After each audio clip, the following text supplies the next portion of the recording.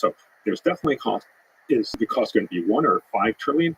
That's absolutely a discussion about where do you take your models from. I try to do, and again, this is not possible everywhere, I try to actually take the average of all of the economic models. So there's a group called the Energy Modeling Forum, which is to pull together all these different groups that do the modeling. So some models, a lot of this cost actually comes down to the fact that we don't quite know how much more fossil fuels you're going to in the future.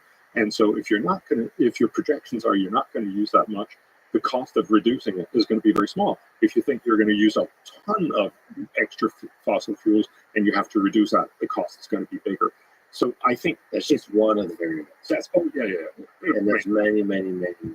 I think the point here is to say that if you take the average of all the best models as a sort of aggregated, for instance, at the Stanford Energy Modeling Forum, you're pretty secure ground. And so again, I would argue that Bob Ward, yes, I've had a lot of run-ins with Bob Ward, and he has a very different set of views on things. But I just don't think he's right in saying that I'm cherry picking. Well, yes, and I mean, he also has similar criticism about the estimate of the EU cost of climate action based on the NOC 2013 model. But ultimately, these criticisms have to do with like, what are the sources for the different models?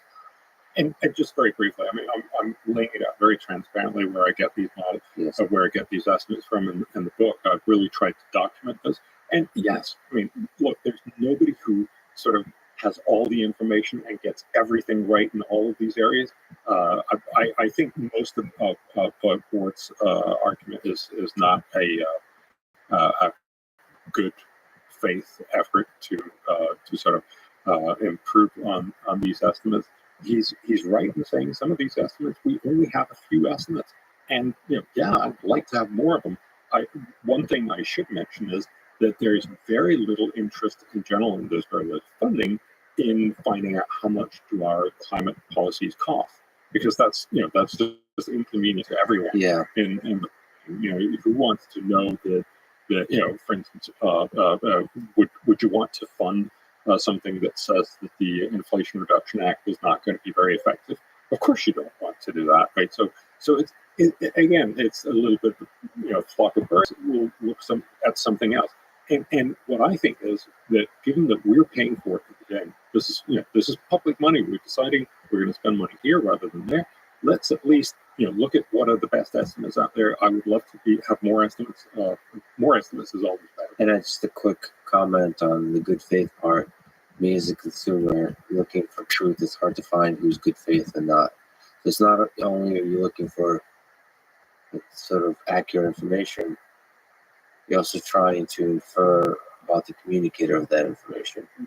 Yeah. And it's very difficult. And you put me on the podcast. Of course, I'm going to say I'm a trustworthy guy. Well, but yeah, I mean, and we believe we're trustworthy too. But I've been reading for various reasons, but mostly because I've been traveling to Ukraine and thinking and just about the people's suffering through war. I've been reading a lot about World War II and Stalin and Hitler, and from the perspective of Hitler, he really believed he's doing good for the world, and he was communicating from his perspective in good faith.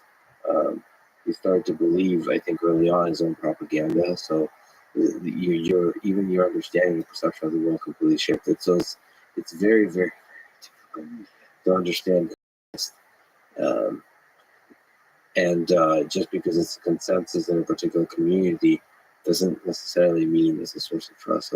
So basically, I don't know how to operate in this world except to have the humility and constantly question your assumptions.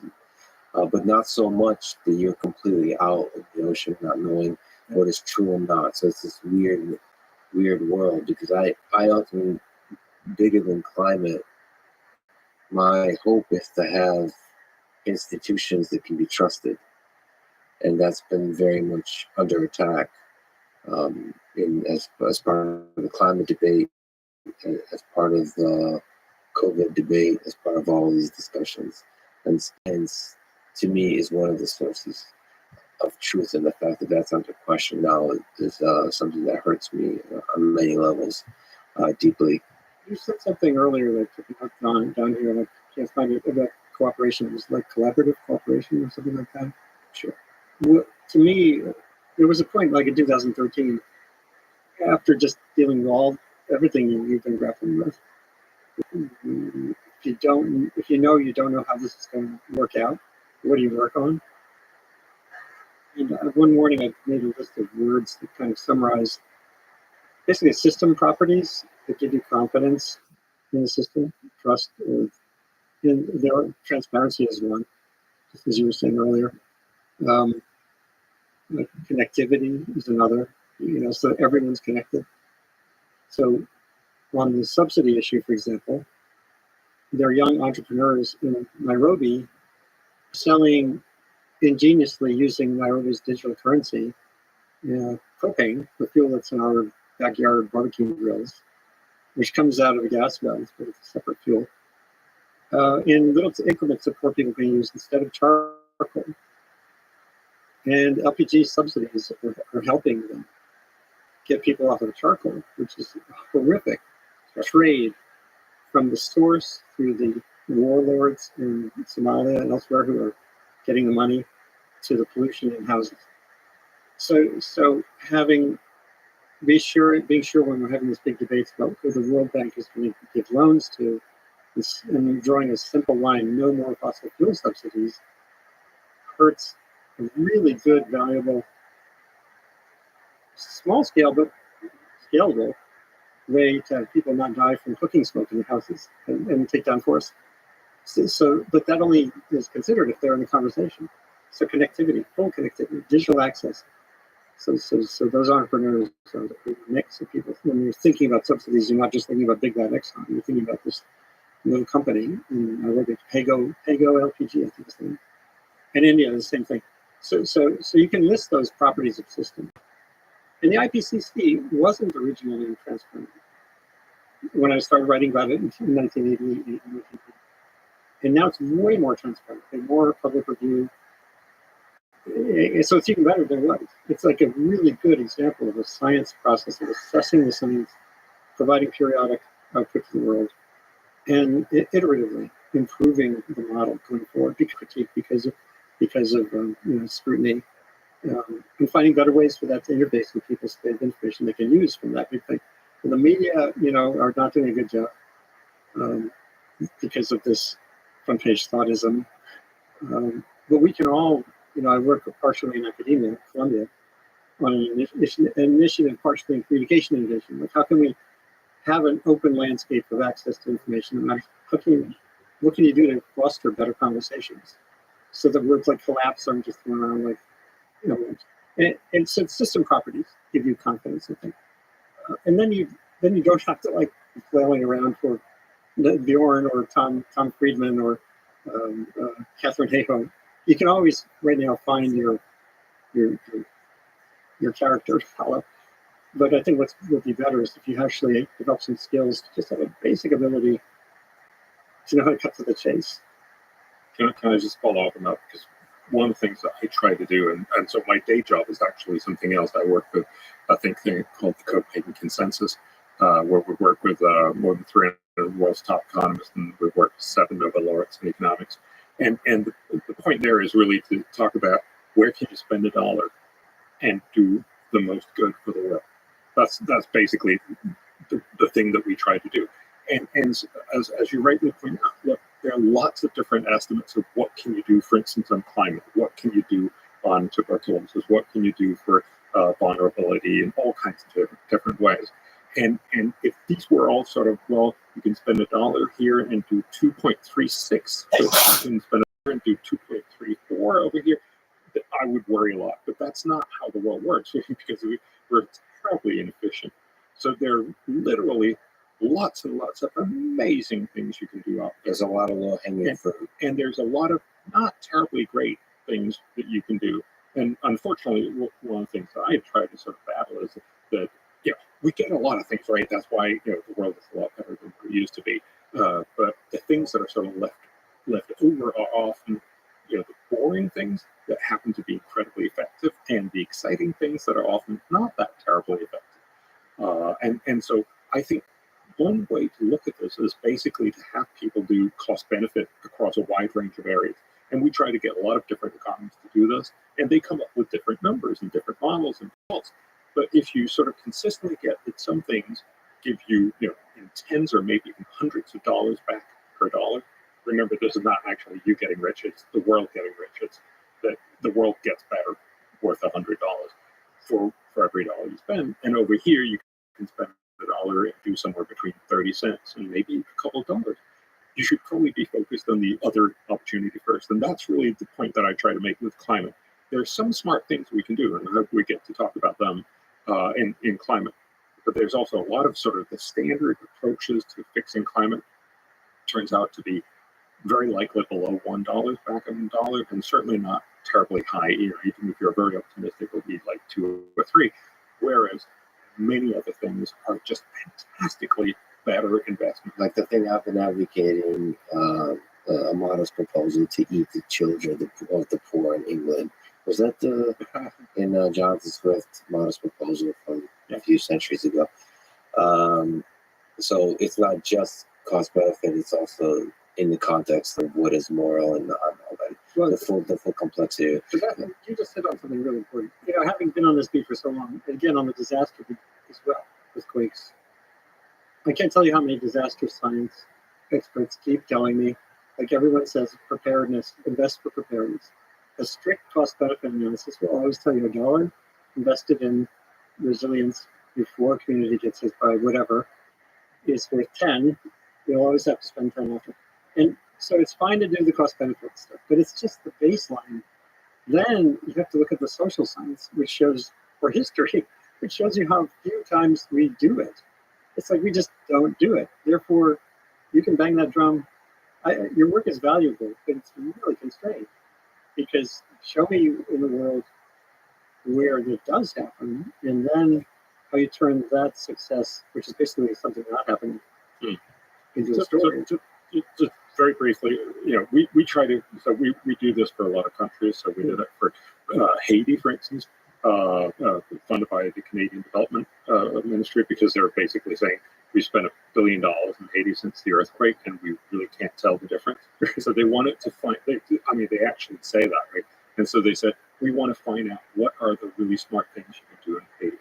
And so we together with lots of people in Haiti and all the the business community, the political community, the religious community, and labor community, and everybody else, what are the smart things to do? And then we had economists evaluate it, and there are a lot of these things that everybody wanted that were not all that smart. There's actually a lot of smart things, and yes, the politicians didn't pick most of them. So our sense is we try to give people, you're thinking about these 70 things. You should actually just think about these 20 things, right? And then we consider ourselves incredibly lucky if they actually do one of them. So you wrote the book, How to Spend $75 billion to Make the World a Better Place. So can we just list some of the, if you got $75 billion, how do you spend it? Right, so there's some incredibly good and very, very well documented things that you could spend money on. So we have 2 big infectious diseases that almost nobody think about because we only think about COVID. But tuberculosis used to be the world's biggest infectious disease killer. It still kills about 1.5 million people every year. But the reason why we don't, really worry about it is because we fixed it 100 years ago. We know how to fix it. It's just basically getting medication to people. It's also about getting them to take it when they're sort of been cured, because you need to take it for 4 to 6 months, and that's actually hard to do. So you also need to incentivize that in some kind of way. It turns out it's incredibly cheap to basically save almost all of the 1.5 million people. These are people that die in the prime of their lives. They're typically parents. So, it also has a lot of knock-on effects. And basically, we find for a couple $1 billion, you could save the vast number of these. Not all of them, but you could save the vast number of them. It would also improve, outcomes in all kinds of other ways. Likewise with malaria, it has somewhat better PR. It's funny to think of malaria as PR, and tuberculosis not. They need to improve their PR department. No, but those mosquitoes are the good PR. By far far, the biggest infectious disease that got good PR, if you will, was HIV, right? And I'm not trying to compare it and say, oh, it's worse or better to have HIV than to tuberculosis or anything. I'm simply saying we are underfunding because it doesn't really get the public attention. We just, we don't. But spending money on that has, in terms of benefit, a much bigger impact. So every dollar you spend on TB will probably do about $43 worth of good. So it'll do an amazing amount of good, basically because it'll save lives, it'll make sure parents stay with their kids and be more productive in their communities, and it'll have a lot of knock-on effects. And it's incredibly cheap to do. Same thing with malaria. It's mostly mosquito nets that we need to get out. And you're saying, just to contrast with climate change, the dollar you spend on, no, not climate change, but decreasing emissions does not come close to the $43 benefit. No, nobody would ever argue that. So very, very enthusiastic climate advocates would probably say it'll do $2 or $3 worth of good for every dollar. So, still worthwhile to do. That's what they would say. I would argue, and I think a lot of the evidence seems to side that way, that a lot of the things that we're doing deliver actually less than a dollar back. But it's certainly not nearly the same kind of place. But there's many, many other things, and just if you'll allow me to.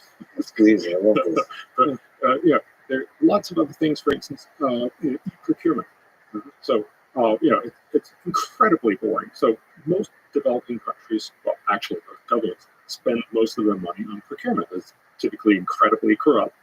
So we did this project for Bangladesh. Where Can you explain procurement? Yes. So that's governments buying stuff. So a large part of the government revenue is spent on buying anything from post-it notes to roads, and obviously roads are much more expensive. It's mostly infrastructure stuff. Hugely corrupt. For instance, in Bangladesh, it would already have been decided among the ruling elite in that local area who's going to get this. So they'll have this bidding competition where you have to hand in an envelope, a sealed envelope with your bid on it, but you put a goon outside the office, so you literally physically can't get in with your bid. Now, what we found, and this is, I'm not claiming any sort of ownership to this. A lot of smart people have done this way before. We're just sort of proving that it's a good idea. It turns out that if you put this on eBay, essentially, so if you do an e-procurement system where bidders can come in, suddenly it becomes harder to put up the goon. You can still do it, but it's harder to do it. It also means you get bids from all over Bangladesh, and in general, you'll get bids from all over. Actually, it turns out you get better quality, but most important is you get it much cheaper. So basically, you can simply save money. So we did a scaled experiment in Bangladesh where we had about 4% go to be e-procurement, and you could compare what it would have cost and then what it did cost. And the average reduction was, as I remember, it's 7%. And the finance minister loved it, because that basically gives them a lot more money, or you can buy more stuff at the same cost. And reduces corruption. So it's basically you get rid of some corruption. There'll still be corruption, but less corruption. Ukraine has actually been big on this. I've talked to him. I talked to the digital transformation minister. It's kind of incredible. I mean, this is before the war, but still working. It's like the entirety of the government is in the map.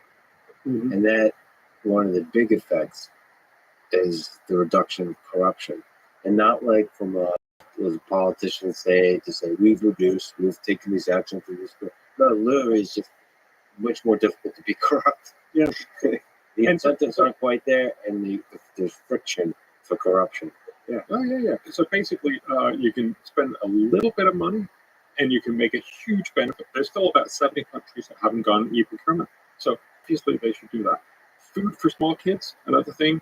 So, basically, it's morally wrong that people are starving. But it also turns out that it's a really, really dumb thing not to get kids good food. Because if you get them good food, their brains develop more, so that when they get into school, they learn more. And so when they come out in adult lives, they're much more productive. So we can actually make every kid, especially in developing countries, much more productive by making sure they get good food. So getting good food is not cost-free, so it probably costs about $100 both you need some directed advertisement. You need to make sure that you actually get some of the food out there, that you help the families, and you also make sure you don't just give it to everyone, because then it becomes a lot more expensive. If you do that right, it costs about $100 per kid. Per kid for 2 years. So it's for their first 2 years of life. And if you do that, you then get a benefit in that they become smarter and go longer to school, and they actually learn more and become more productive of $4,500. Remember, this is far out into the future. So this is discounted. The benefit is actually much higher. And this is one of the things that we also have a conversation about in climate change, because when you talk about climate change, cost and benefits, all the costs are now and all the benefits are in the future. But it's just like that in education. All the costs are now, all the benefits are far into the future. And if you try to do that right, and that's a whole other conversation we could have, then it turns out that for every dollar spent, you do $45 worth of good. Again, remember, about a third of all kids that go to school right now just don't learn pretty much anything. And if we could make them more productive in the school system, we have another proposal on how to do that in the school system. But by just simply making sure that they're smarter when they get into school. We've been focusing so much on making the education system better, which is really hard, but it's actually really easy to make smarter. Then when you say the education system is not working well, we're talking about the American education system. We're talking about globally. We're talking about globally. So about a third of teachers in developing countries have a hard time passing the tests of the things they have to teach their students, right? And all these students have lots of other issues. They need to do farm work. They need they're constantly considering, should I just go out and start working instead? There's constant disruption. There's a lot of teachers that don't show up in India. You have this absurd situation where all the teachers are basically paid and hired for eternity for the rest of their lives, and so not surprisingly, a lot of them decide not to show up. So now they've hired assistant teachers that basically have taken over. So they're paying for, I think it's 7 million teachers that. I'm not saying they're not all not working, but a lot of them are not working as much as they should. And we now hire another 7 million teachers that will eventually stop working as well. They're working much better right now because they're not on permanent contracts, but eventually on contracts, and the same problem again. There's lots of these issues, and it's just simply about saying we can't fix all problems, but there are some problems that are incredibly easy to solve, and there are some that are incredibly hard to solve. Why don't we start with solving the easy and effective ones? And this, of course, bears on that whole conversation of climate change, because in some ways, that's also Andy's point of saying, look, if you want to save people from the impacts of hurricanes, let's fix the simple, easy things about vulnerability first. Whereas we have somehow latched onto this, let's fix the hardest thing to do, which is to get everyone to stop using fossil fuels, which is basically what's driven the last 200 years of development. That's a tall order, no matter how you look at it. There's some really cool elements that you guys just brought up. You mentioned that word moral before. I latched onto it because it relates to the timescales that really are immeasurable. If you know it's going to take decades to confirm the benefit of some investment, that implies you're doing the investment with some moral imperative, not because you can do a spreadsheet and come up with a number. And that process, letting go of the need for kind of a mechanistic cost-benefit approach, thinking about kids' education in poor countries, or several things we talked about, seems to be really important. And it's very hard for all of us to do. Philanthropists look at it. I worked at National Geographic Society for a year, building some new programs when they got a big infusion of money. They have a whole department that's called M&E. It's measurement and evaluation, which is if you don't prove it, it goes away. I mentioned Spotify earlier, Spotify killing a climate podcast, because that podcast didn't measure out for their impact, what they want to do. And if we're always making judgments based on strict cost benefit, we're going to miss larger realities. Another thing is a really exciting example that we're talking about in terms of in Ukraine with the trust and lack of less corruption stuff was in India. for all of his issues, Modi recognized that middle-class people in India cook on LPG, propane, or on piped gas, natural gas if they're in cities. Much cleaner, much healthier in so many ways. And actually, compared to like chopping down trees and cooking on wood, it's actually better for the climate, even though it's a fossil fuel. So he and others, there was an American scientist, Kirk Smith, who worked this all out. If you find a way, you had to. They were getting a subsidy. They had that energy subsidy. You were talking about, but many poor countries subsidize energy just to stay in office. To make something cheap that everyone wants. But they wanted to shift the subsidy away from the middle class to the poor people who were cooking on firewood and dying young from pneumonia. And what the critical factor was India's digital currency. India went to a digital economy. Very poor families there now. If you have a phone, you just connect your bank. And you could make the case to the public that we're going to be starting to shift your LPG, your propane subsidy to poor people. But we know they're poor. We know they're not just going to be using it behind their restaurant, which was, when it was a general subsidy, people were hoarding the LPG. And the system has worked. They've shifted a lot of capacity to cook on a clean blue flame that turns off and on in homes that previously where the woman would spend hours collecting firewood, fire, cooking, clean the pots, and start all over again. But it's all built on trust, built on the digital economy, and the same thing in Nairobi. So that excites me every day. With all we're doing is just what people can literally take a breath, look for these examples that show the potential when you have a trustworthy system, when you have a clear path to making lives better. And then knowing, that kid having electric light as opposed to a kerosene lamp. We don't know how much it's going to improve his homework and lead to a better outcome. But we know from history that sometimes it does. Ban Ki-moon, former Secretary General, the most powerful story I ever heard from the UN Secretary General was like 2012 when they were rolling out this Sustainable Energy for All initiative, which is not just climate, it's just like getting people energy they need to survive and thrive. He was growing up in post-war Korea. Everyone's poor. Everything was broken, destroyed. Sadly, like so much of many parts of Ukraine. And he would do his homework by kerosene lamp. He said when he was studying for his finals, his mom would give him a candle. It was brighter for him, better grades maybe. And he became Secretary General. To tell the story. So for climate change, which policies work, which don't? Which are, when we look at this formula of $1 in, $45 out, for climate change, what dollar in, what policies for dollar in and dollar out are we trying? So we actually did a whole project back in 2009 when the whole world circus was coming to Copenhagen, and we were going to save the world there.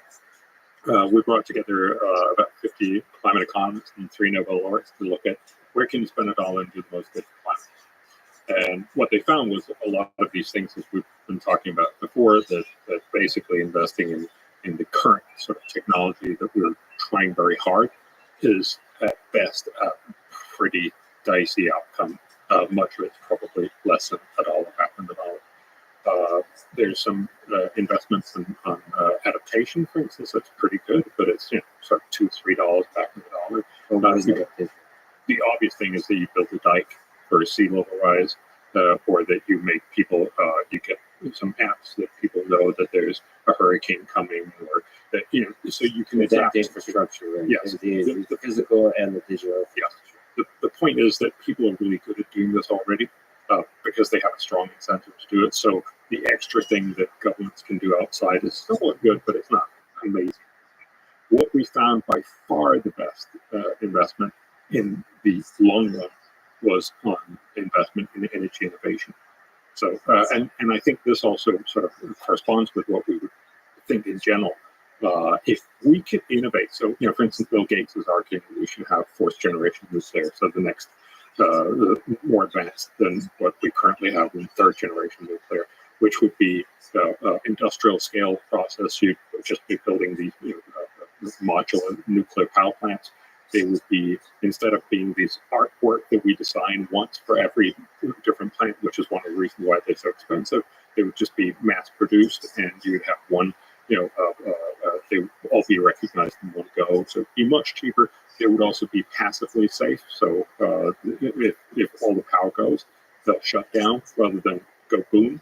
So that's another very good thing. And then they will also be very hard to transform into nuclear weapons. So you can actually imagine them being out in a lot of different places where we perhaps feel a little worried about having plutonium lying around.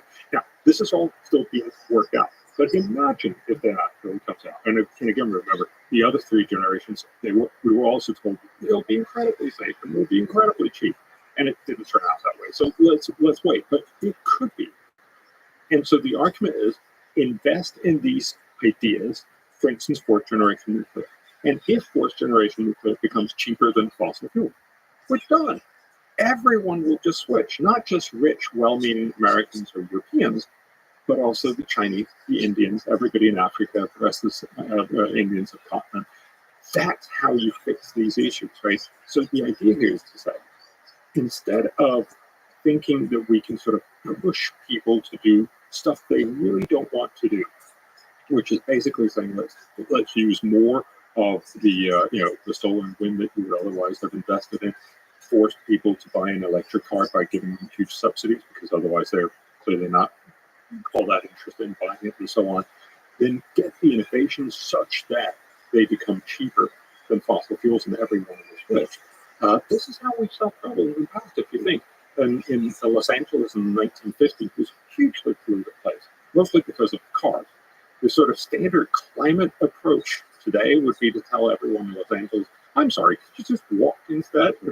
That kind of approach. That just doesn't work. That doesn't pay off. You never get politicians voted in office, or at least staying in office, if you make that kind of policy. What did solve the problem was the innovation of the catalytic converter. You basically get this little gizmo, and it costs a couple $100. You put it on your tailpipe, and then you can drive around basically almost not polluted. And that's how you fix the air pollution in Los Angeles. Basically, we've solved all problems in humanity, all big, difficult problems, with innovation. We haven't solved it by telling everyone, I'm sorry, could you be a little less comfortable, a little more cold, and a little poorer, and believing that can go on for decades. And while it possibly works in some pockets of the West, and I think actually in large parts of Europe at least, it used to, the war in Ukraine is definitely sort of changing that whole perspective. But there's a willingness to say we're going to suffer a little, but then we'll fix this problem. But the point is we're going to be willing to suffer a little, and so fix a tiny bit of the climate problem instead of actually focusing on innovation. So if you spend $1 on innovation, you will probably avoid about $11 of climate damage in the long run, which is a great investment. And the terrible thing is, we have not been doing this. So because everybody is focused on saying we need this solution within the next 12 years, it means you're not thinking about the innovation. We're actually spending less money, not more money, on innovation globally. So everyone's focusing on reducing carbon emission versus innovating on alternate energy. You're basically focusing on putting the existing solar panels or wind turbines, which are either just about inefficient or inefficient, instead of making the next generation, or it's more like the 10th generation after that, that comes with lots of battery backup power, or a fourth generation nuclear, or Craig Venter has this great idea. Craig Venter, the guy who cracked the genome back in 2000, he has this idea of growing algae out on the ocean surface. These algae, they'd be genetically modified, and they would basically soak up sunlight and CO2 and produce oil. Then we could basically just throw out Saudi Arabia out on the ocean surface, and we'd harvest it. We'd keep our entire fossil fuel economy, but it'd not be net zero because we just soaked up the CO2 out there. $1 invested in the portfolio of different ideas gives $11 back. I first wrote about that in the New York Times. It was one of the actual page one stories. In 2006, it was declining R&D in energy at the time of global warming. And the baseline is so low for this that it's a super budget. We were during the energy crisis, the 70s, the first energy crisis in the 70s, before the current one. Our annual spending in the United States in constant dollars on R&D, research and development for energy, was about $5 billion. And then it's just dribbled away since then. And recently now, there's a big burst of new money coming through these bills that got passed. But what I was told over and over again by people in the arena is you can't just have these little bubbles of investment. You don't get young people away from thinking about Wall Street for jobs toward thinking about energy innovation if there isn't like a future there. And a lot of it in the United States and Europe, the presumption was the way to that future was taxing carbon.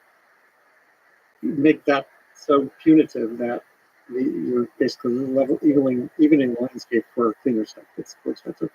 That has failed completely. There are little examples in Europe where it's working. And what's happened now is, well, in the United States, this big chunk of money is designed to take us over a finish line that was started with not just innovation, but with the production efficiency too. This is one thing I got wrong. I was so fixated on the innovation part, just because I love science too. I saw this untapped possibility that others were saying, no, production efficiency, the more people are producing batteries, the cheaper they'll get. This is Elon Musk's path and many others. And it really is both. So when you were talking about purchasing power for government, for example, that can stimulate production capacity for batteries or whatever the good thing is and take you down fast. And it's all about getting that margin of the new thing contributing the old. And it's not just innovation. It has so many parts of the pipeline that need to be nurtured. And the other thing is relative cost. The United States, when I was writing about this in 2006, our budget for DARPA, the Advanced Research Project Agency for the Defense Department, just for science, was $80 billion a year. For health, for medical frontier research on cancer, was like $40 billion. Energy was 2 or 3. So we were taking this remotely seriously. So now that if we get that up, to me, there's like this level. We're taking something seriously when it's like in the tens of billions for R&D.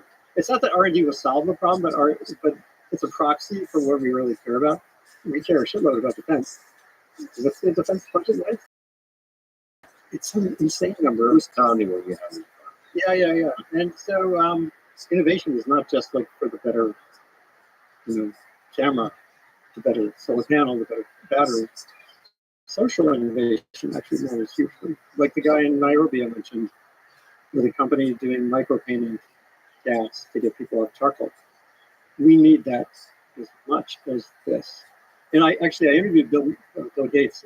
We had spent an hour with him in Seattle in 2016 when he was rolling out his breakthrough energy thing. I got to spend, it was 45 minutes being Bill Gates, which was pretty fun. But I brought this up. I said, because he's all about the new nuclear thing that will solve the world's problems. And yes. But he brought up nuclear, so I think. Oh, he did. Oh, sure. So he was interested in well, he's investing heavily in nuclear, but he invests in everything. He's got a big portfolio.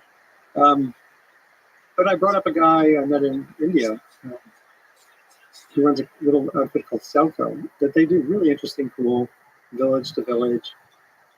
They're like an energy analyst would come to your house here in the States and tell you how to organize your house, but they do it at the village scale. And in a village that has, where they're milling wheat, they'll put in a solar-powered wheat mill. And, that's not going to solve the world's problems, but it gives them a way to control their energy. They don't have to buy something to grind their wheat. And that needs just as much attention as the things I really like, the cool technologies. And I thought I cornered Bill Gates. I was like, because he really does focus on these big wins, the big, nuclear that will make net zero completely doable. And I said, well, what about like New York City, where I was still living at the time, New York? And he said it's got 1 million buildings. New York City has 1 million buildings. And in 2013, the Bloomberg government analyzed, they said, looking ahead to 2050, 75% of the buildings in New York City that will exist in 2050 already exist. Think about these great new futures, right? They're just going to come in, have these shiny, cool, passive house cities. And so I put this to Bill, and I said, so how do you do that? How do you retrofit all those boilers, many of which were coal-fired like 20 years ago, to get a zero-energy New York City? I kind of thought I had him. And then he immediately, he kind of sat back and went, well, but if you have unlimited clean power coming into that city, it doesn't really matter. It's a pretty good Bill Gates. It was a good, it was a good answer. I mean, it was a good answer. Yeah. He said, oh yeah, it's a leaky bucket, but pour in zero carbon energy, then that's fine. But I still think we have to figure out the other part too. That on how do you innovate at the household level, at the village level. It's much more of a distributed problem. I used to think the one big change I've had in my own thinking too is from top down to distributed. Everything about the climate problem through the first 3 decades of my reporting was that the IPCC will come out and do a report, the framework convention, the treaty will get us on board, we'll all behave better. It has this like top-down, parent to child architecture. And everything's, I've learned, is going the other way. It's distributed capacity for improved lives. Kids getting through school, women not having to spend 3 hours collecting firewood. And if it means propane for that household in that context, that's a good thing. So stop with all your yammering about spending all fossil fuel subsidies. And, what's an America look like that has some plans? Find a safe energy future. Find your part in that. Don't get disempowered by the scale of it. There's like 1,000 things to do when you start to cut it into pieces. So it's a very different. It's not a top-down thing. No one's going to magically come in. And that's where I think. So I agree that everyone should try to play their part and do whatever they can. But I also think just the sheer incentives. What we saw happening with shale gas is a great example. Yeah. Shale gas becomes so cheap that you just stop using coal. But then you don't really have to convince lots and lots of people. It just happened. Really, and it wasn't even a climate. No, it wasn't a climate thing. It was an energy thing. It was totally. And the point is just the power of innovation is that you almost don't see it anymore. It just happens. And I think that's really the only way we're going to fix these big problems. If you think about the nutrition problem back in the 60s, 70s, we worried a lot about India and other places. The solution is not worrying, or the solution is not us eating a little bit less and sending it down to India or wherever. The solution was the Green Revolution. Right? It was the fact that some scientists made ways to make every seed produce 3 times as much, so you could grow 3 times as much food on an acre. And that's what basically made it possible for India to go from a basket case to the world's leading rice exporter. And that's how you do these things. You solve these big problems through innovation. And again, I'm not saying we're actually arguing a carbon tax is a smart thing to do. That's what any economist would tell you to do. But it also turns out that it's not going to solve most of the problem. It's incredibly politically hard to do. So it may also just be the wrong sort of trade bar. Again, if you can do it, please do. But this is not the main thing that's going to solve climate. The main thing is that we get these innovations that basically make green energy so cheap everyone will just want. We mentioned nuclear quite a few times, but there was a long time. It seems to have shifted recently. Maybe you can clarify and educate me on this, but for the longest time, people thought that nuclear is almost unclean energy or dangerous energy or all that kind of stuff. When did that shift? What was the source of that alarmism? And what maybe is that a case study of how alarmism can turn into a productive, constructive policy? Productive from whose standpoint? Is it not? Is it not like nuclear? No, I was trying to. You mean productive in terms of we banned it, or productive? Oh, I see what you mean. Yes, I meant productive for human civilization. The alarmism over nuclear power dominated any alarmism over global warming. Absolutely. Really? Oh, yeah. Just in the United States, 3 Mile Island, then you have Chernobyl there. And environmental movement still won't go there.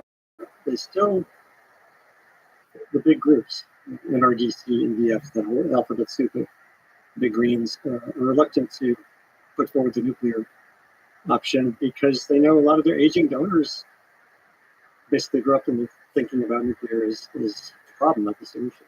I've moved to Maine recently. I lived in the Hudson Valley, 10 miles from the Indian Point nuclear power plant, which was built in the 60s, 70s, and had some problems. None of them were to the point of a meltdown or the threat of it, even the theoretical possibility of one. I was in it twice as a reporter, looking down in the cooling pool. I can send you a fun video of bubbles in the cooling pool of the rods. And progressively, they demonstrated how to handle waste in the United States. Now the waste is, because we haven't figured out how to move it across state lines, it's glassified. It's put into kind of containers that sit there at the plant. We just simply don't have a long-term solution. The Nevada politicians were successful in saying not here, not Yucca Mountain. But my wife, who I've been married to, I met 30 years ago, and she's an environmental educator. She was very happy when Cuomo shut it down, said we're going to shut it down 3 or 4 years ago, which just actually shut down 3 mothballs. And I was like, that sucks. We need. She's happy. Yeah, we still love each other. She's an environmentalist, so that just speaks to a lot of environmentalists still see nuclear as bad. Oh, totally. And you bring in the weapons proliferation issues, but it's a safety thing. It's a generational thing. I think young people are different. These small modular reactor designs, several of which there's a couple of PhDs from MIT who did transatomic power. They're both like in their early 30s. We need so much more of them. And just briefly, the one thing I say about nuclear is there's so many of these things like subsidies. Don't talk to me about yes, no nuclear. Talk to me about what do you want to do with existing nuclear power plants, and what do you want to do about the possibility of new ones. Let's parse this out in chunks that we can have constructive conversations about. The idea of no nuclear drives me crazy, just like no fossil fuel subsidies is silly in the world we inhabit, which has these pockets of no energy. So that's just my sustain what. Start with some dividing it and divide and conquer. Did conquer the dispute over by saying, let's at least get real. This power plant has been in the Hudson Valley 30 years. It was the base load. It was base load. Base load is a real thing. And guess what has filled the gap since that power plant was turned off? Natural gas. And you don't hear that from the environmental community that was so eager to turn off the Indian Point. I think both the point of saying the people are saying it's the end of the world, but no, I don't want the nuclear power. It just doesn't make sense. Right. And Andy's absolutely right to talk about existing nuclear power plants. We already pay for them. We already have them. We already committed to decommissioning them eventually. While they're running, they're pretty much the cheapest power you can possibly have on the planet because it costs almost nothing to run them day to day. So, it's basically cheap or almost free CO2 baseload power. There's just nothing there that doesn't you should embrace. Now, new nuclear power plants turn out to be very expensive currently. So, the one that built in Finland, some in the UK and France and several other places turn out to be incredibly expensive. So they're much more expensive than the costliest renewables you can imagine. So they're actually not a solution right now. And that's why we need the innovation. That's why we need the potentially 4th generation nuclear power. It's just simply, it's a bad deal. And that's why, nuclear is never going to win on its 3rd generation. Now, it may never get there. Who knows? but it's certainly a possibility, and we should be looking into it. And there are wonky realities that need to be dealt with. The Nuclear Regulatory Commission in the United States, their approval process is still locked and designed on this 50-year-old model of big companies. There's an intense discussion right now about evolving a regulatory scheme for small modular ones because of all these implicit advantages they offer. Along with the innovation, you need to have this get out of the way, or you're never going to have investment. So it really is an all-of-the-above thing. And looking at these as systems problems, systems solutions is really important. Let me ask you about Alex Epstein. So he wrote, I'm not sure if you're familiar who he is, but he wrote a couple of books. It's just interesting to ask a question about fossil fuels because we're talking about reality. And he's somebody that doesn't just talk about the reality of fossil fuels, but he wrote a book, Moral Case for Fossil Fuels and Fossil Future, where he makes the case that, as his subtitle says, global human flourishing requires oil, coal, and natural gas, or more oil, coal, and natural gas, not less. What do you think about the argument he makes? So he pushes, we've had this kind of, speaking at the center of this balanced discussion of the reality of fossil fuels, but also investing a lot into renewable energy and that having the $1 to $11 return. So he says, like, I'm not sure exactly how to frame it, but like investing and maintaining investment to fossil fuels also has a positive return because of how efficient the energy is. I've read the first book. Yeah, I haven't read. I've got just the second one. I've been planning to have it on my webcast. What's the name of the webcast? Sustain what? Everything I do is sustain what? Because it's like, don't talk to me about sustainability. Sustain what? For whom? How? Then we're talking, interrogatory approach to things. So I think the valuable part of what he's done is to remind people, particularly in the West or North, whatever, the developing world, that everything we take for granted, low fertilizer prices to air conditioning to everything else, exists because we have this bounty that we dug out of the ground or pumped out of the ground. It's a boon. It's been an amazing boon to society. Period. So start there, which means going forward, what we're talking about is a substitution, or having your fossil fuels and eating it too, meaning getting rid of the carbon dioxide. If you focus on the carbon dioxide, which is the thing warming the planet, not the burning of the fuels, then that's another way forward that could sustain fossil fuels. As far as I can tell from at least the first book, he makes the moral case that fossil fuels are essentially a good overall. I don't think he adequately accounts for the need to stop global warming. I think that we have to slowing global warming is a fundamental need in this century we're in. And that's just not factored into his.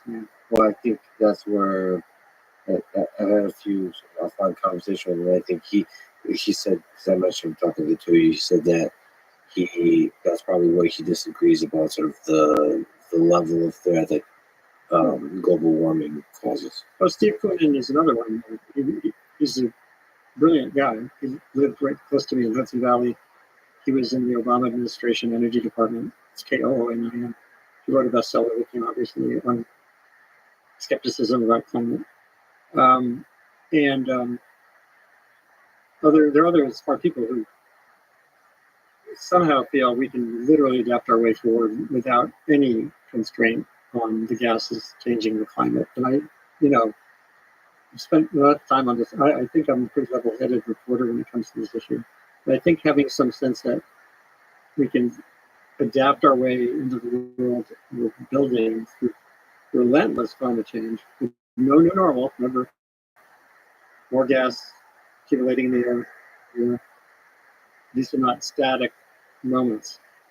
But that's a good thing to do doesn't strike me as smart. I'd probably say that I think it's more sort of at least the thing that I take away from Alex is the fact, as you point out, that we need to recognize that fossil fuels is basically the backbone of our society today. We get 80% of our energy from fossil fuels. Still, as we did 50 years ago. Yeah. And people have no sense of this, right? So they have the idea, because you see so many wind turbines and solar panels, and everybody's talking about that this is huge, big things. But the reality is, remember, only about a fifth of all energy use is electricity. The rest is, processes and heating, industrial processes, and so on. So actually, solar and wind right now produces 1% of energy from wind and 0.8% from solar. This is not a huge thing. It's a fairly tiny bit. Now, and growing explosively. It's absolutely growing. But actually, it's grown slower than what nuclear was growing in the 70s and 80s, which I thought was a fun point, not by a little amount, by like 2 or 3 times. So we're still talking about something which is somewhat cheap, at least. And when you then look out into the future, and I think this is the interesting part of it, when you look out into the future, if you look at the Biden administration's own estimate of what will happen by 2050, we will be at, if all countries do all the stuff that they promised and everything, we will be at 70% of fossil fuels by 2050 globally. This is just, yes, it's a better world. I think it's good that we're now down to 70 instead of 80, but it is still a world that's fundamentally dependent on fossil fuels for almost everything that we really like about the world. And forgetting that, and I think we are doing that in the sense, as you also mentioned, that people say no fossil fuels, and we're in all development organizations, we're now telling the poor countries you can't get any funding for anything that has to do with fossil fuels. We have literally reduced our investment in oil and gas by more than half since 2014. And much of this is because of climate concerns. This has real world consequences. This is why energy prices have gone up. It's not the only reason. COVID also, certainly the war in Ukraine, but this is an underlying systemic reason why fossil fuel costs will go up dramatically. Now, a lot of Greens will sort of tend to say, well, that's great, because we want fossil fuels to be expensive. We want people to be forced over to renewables. But that's very easy to say if you're rich. It's the kind of thing that New Yorkers will say, when you go to rich, well-meaning green New Yorkers and say, yes, gasoline should cost $20 a gallon. Well, you don't have a car. You just ride the metro. It's very easy for you to say that, but lots of people, both in the rich world, but in poor parts of the U.S., but all around the world, their lives are basically dependent on fossil fuels. And so the idea that we're going to get people off by making it so expensive that it becomes impossible for them to live good lives is almost morally reprehensible. And I think Alex has the right point there. We need to get people to realize we're not going to get off fossil fuels anytime soon. So we need reasonably affordable fossil fuels for most of the world. And that's, of course, why we need to focus so much more on the innovation so that we can get to the point where we no longer need fossil fuels as soon as possible. But to say to everyone, look, we're going to make fossil fuels expensive way before we have the solution is just terrible. And the rich, so much is on the rich countries at the moment. I did a conversation recently with Johan Rothschild, who's a famed sustainability scientist in Stockholm, but actually Potsdam now. Right. And he's come up with the idea of planetary boundaries. There's lots of things he just said that I, as a journalist, am still looking into about that. Planetary boundaries? Yeah, that there are limits to what Earth can absorb and our use of water, phosphorus, or carbon dioxide loading in the atmosphere. There are these boundaries. If we cross them, we're in the hot zone, in danger zone. He's an interesting thinker. But on this point, last year at the Glasgow climate talks, he gave a very important talk about the equity thing here. He basically laid out a landscape saying the rich nations of the world need to greatly ramp up their reduction of emissions, or what they're going to pay poor countries to do, to allow poor countries, some of which have fossil resources, like in Africa, to have the carbon space, to own whatever space or time is left, to be able to develop their fossil fuels as a fundamental right, because also they were starting from this low baseline. Ghana hasn't contributed squat to the global warming problem in terms of emissions. Ghana has natural gas. And right now, this month, environmental groups are outside the World Bank today, actually tonight, saying this was on their list of dirty projects. The World Bank should stop financing Ghana's right to get gas out of the ground, to develop its economy, get its people less poor, make them more productive, innovative parts of humanity. It's, to me, that's really reprehensible. One of the other projects on their list, as a World Bank kind of gotcha, like how dare they give money, was for a fertilizer factory in Bangladesh that is designed to get 3 times as much fertilizer from the same amount of natural gas as the old plants that are ongoing. This is in a time when we're facing high energy prices, high gas prices, high food prices, when food insecurity is spreading rapidly. When a country like Bangladesh has millions of rice farmers who need urea tablets to put in their rice fields, and to say that how dare they finance that because there's a fossil fuel involved is immoral. So yes, on that point. So this is 2022 polls. Just this is a bunch of different ways to look at the same basic effect. In the United States, Democrats, younger Americans identify dealing with climate change as the top priority. U.S. adults, 42% say that dealing with climate change should be a top priority. 11% of Republicans, 65% of Democrats. And we could see this effect throughout. 46% of Americans say human activity contributes a great deal to climate change. By the way, this is a little bit different than what we're discussing. I was just looking at different polls. In the public, there seems to still be uncertainty about how much humans contribute to climate change. More than scientific. It would only be 24% that disagree with the UN climate change. Three quarters would agree. Are you uncomfortable about the 29? No, 29 is actually, it's exactly right. I mean, okay. Well, the UN doesn't say it's all. Well, they say that could be the border case. But anyway, this is interesting. But to me, across all these polls, if you look, Republican versus Democrat, Republican, it's saying 70% say it's a great deal. Democrats say 71% say it's a great deal. And you just see this complete division. I think you probably, with the COVID pandemic,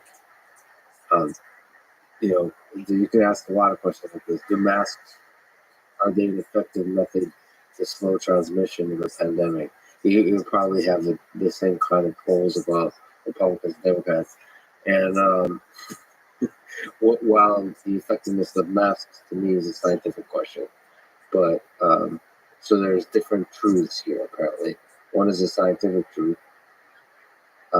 One is a truth held by the scientific community, which seems to be also different than the scientific truth sometimes. And the other is the public perception that's polluted or affected by political affiliations. And then there's whatever is the narrative that's communicated by the media. They will also have an answer to the question of whether masks work or not. And they will also have an answer to the question about all these climate-related things. So that's a long way of asking the question of how is politics into all of this? Yeah. On the communication front, on the figuring out what the right policy is front, on the friction of humanity in the face of the right policies. No, I've written a ton on this of the social science. In 2006, I began digging in a lot more on how people hold beliefs and what they do as opposed to what they think, and questions about polling. And there's two things that come to me that make me not worry about the basic literacy, like is climate change X percent of whatever. I don't really care about that, and I'll explain why. For one thing, more science literacy, more basic literacy, like what is a greenhouse gas, all that stuff. Dan Kahane, Kahan at Yale, He's actually at Yale Law School. The last decade, he did all this work on what he calls cultural cognition, and he did studies that showed, how what you believe emerges based on culture, based on your background, your red, blue, where you are in the country. And one of the really disturbing findings was that the people who have the most basic science literacy, like who know the most about greenhouse effect or whatever, they're at both ends of the spectrum of views on climate, dismissive and alarmed. Steve Cohen, as I mentioned, is a good example. He's a brilliant physicist, and he knows all the science, and he's completely at the end of skepticism. Will Happer, who was close to being Trump's science advisor, was even more out there, and they're both on the Jason committee that advises the government on big strategic things.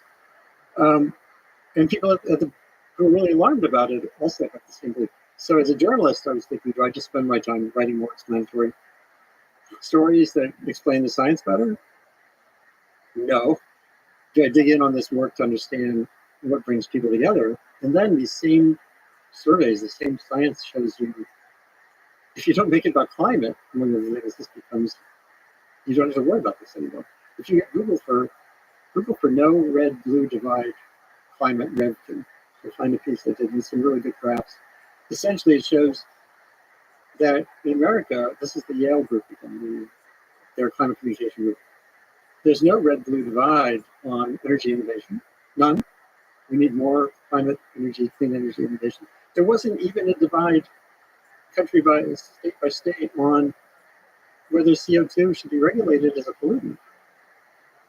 But it's all like, what are the questions you ask? If you ask about innovation, if you ask about more incentives for renewable power, Oklahoma, Iowa, I did a piece when I was at ProPublica showing that the 17 states that were fighting Obama in court over his clean power plan were actually, the majority of them were actually meeting the targets that the clean power plan had, because they're expanding wind power already, not because it makes money sense and energy sense. You don't think there's a political divide in this? There is on climate, if you call it climate. If you say it's a climate, do you believe in the climate crisis? You're not asking what kind of energy future do you want in your town.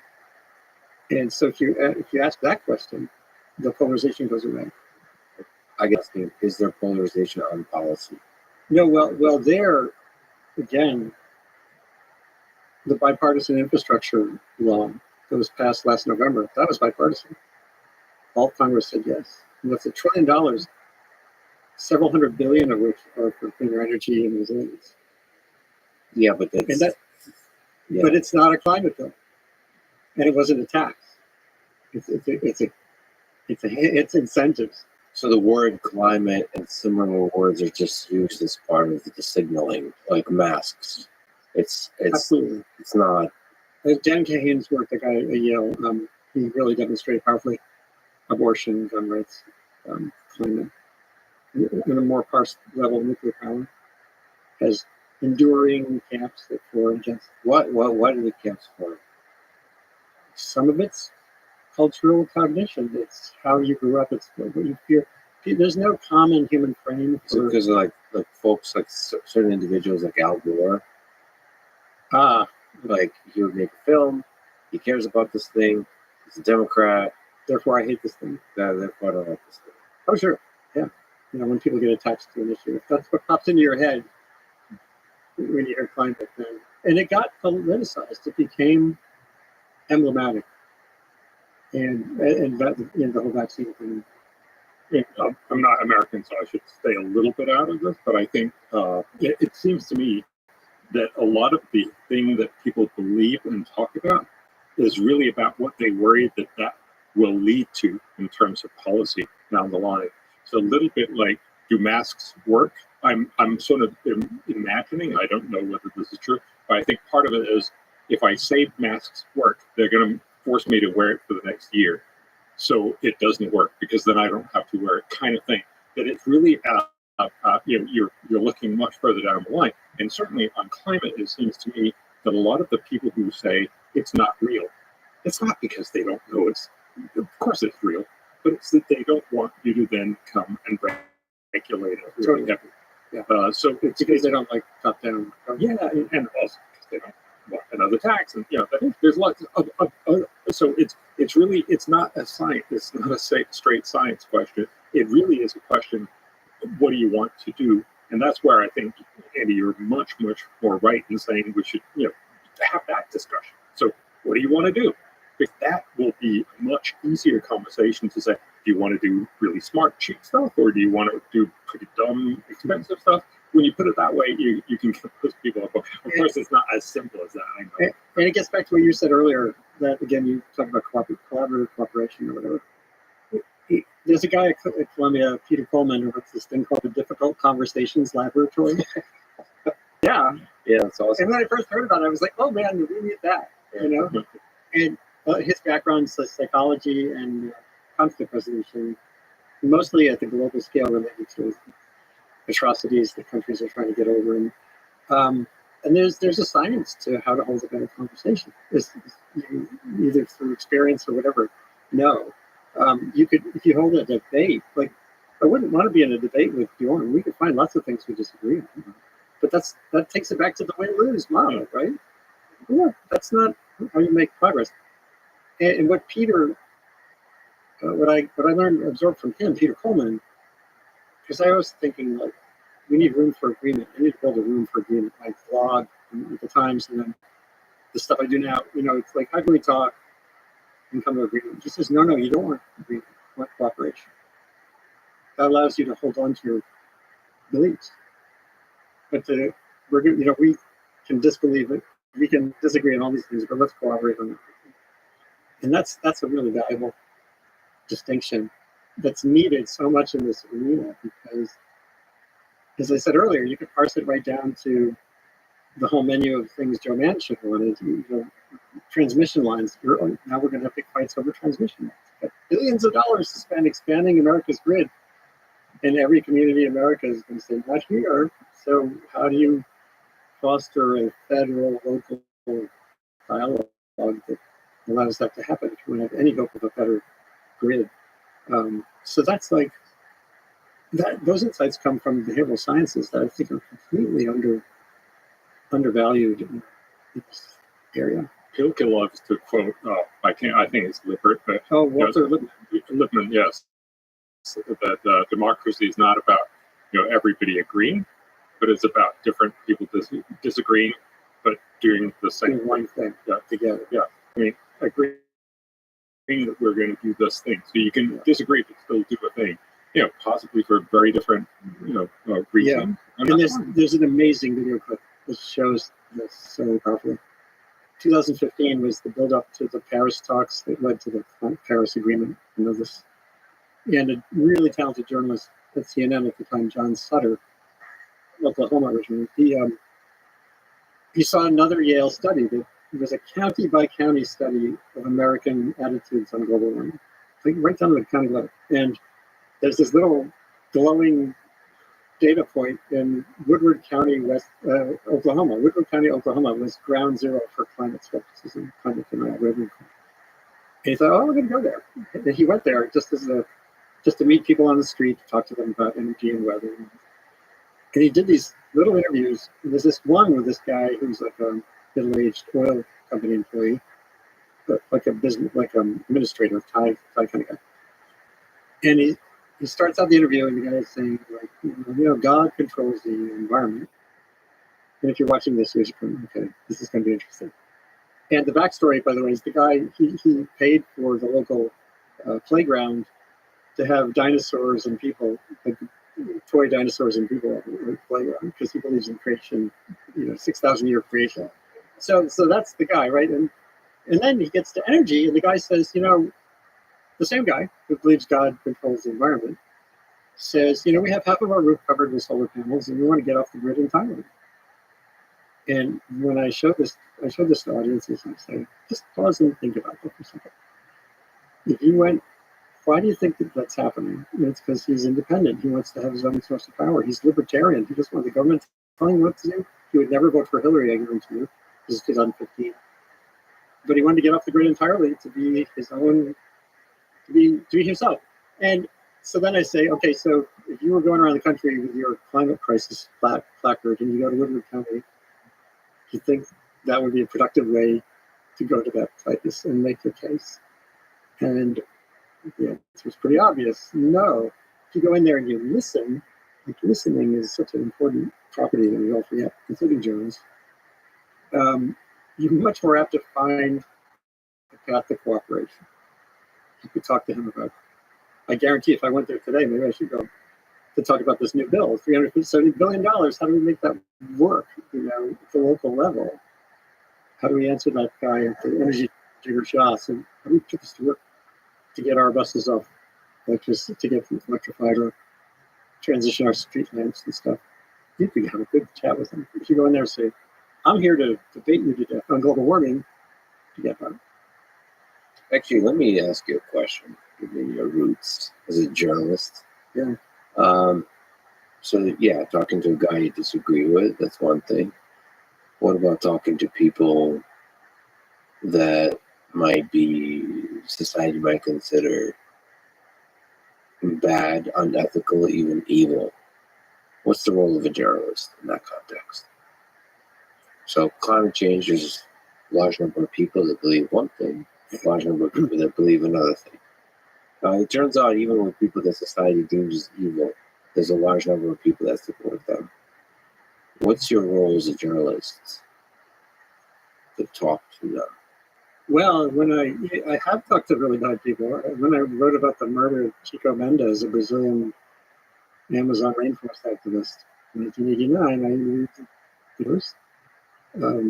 One was in jail. Several of them were just ranchers who, they had their point of view. They're in the Amazon rainforest to, the word in Brazil, in Portuguese is limpar, to clean the land. They're the bandeirantes, the pioneers of Brazil. They go into these frontiers and tame them like we had in our West, And they would bring that up too. They would say to me, well, you did this out, They didn't say you murdered your Native Americans and stuff, but they could easily have said that too. You deforested all your landscapes. So who are you to come down here to? But if I didn't talk to them, that would be not a way to do journalism. But when you talk to them, did you empathize with them or did you push back? Well, that's the ultimate question. Like if you want to understand, if you talk to Hitler in 1941, you empathize with him or do you push back? Because most journalists would push because they're trying to signal to fellow journalists, right, and to people back home that the journalist is on the right side. But if you actually want to understand the person, you should empathize. If you want to be the kind of person that actually understands in the full arc of history, you need to empathize. I find that journalists, a lot of times, perhaps they're protecting their job, their reputation, their sanity, are not willing to empathize.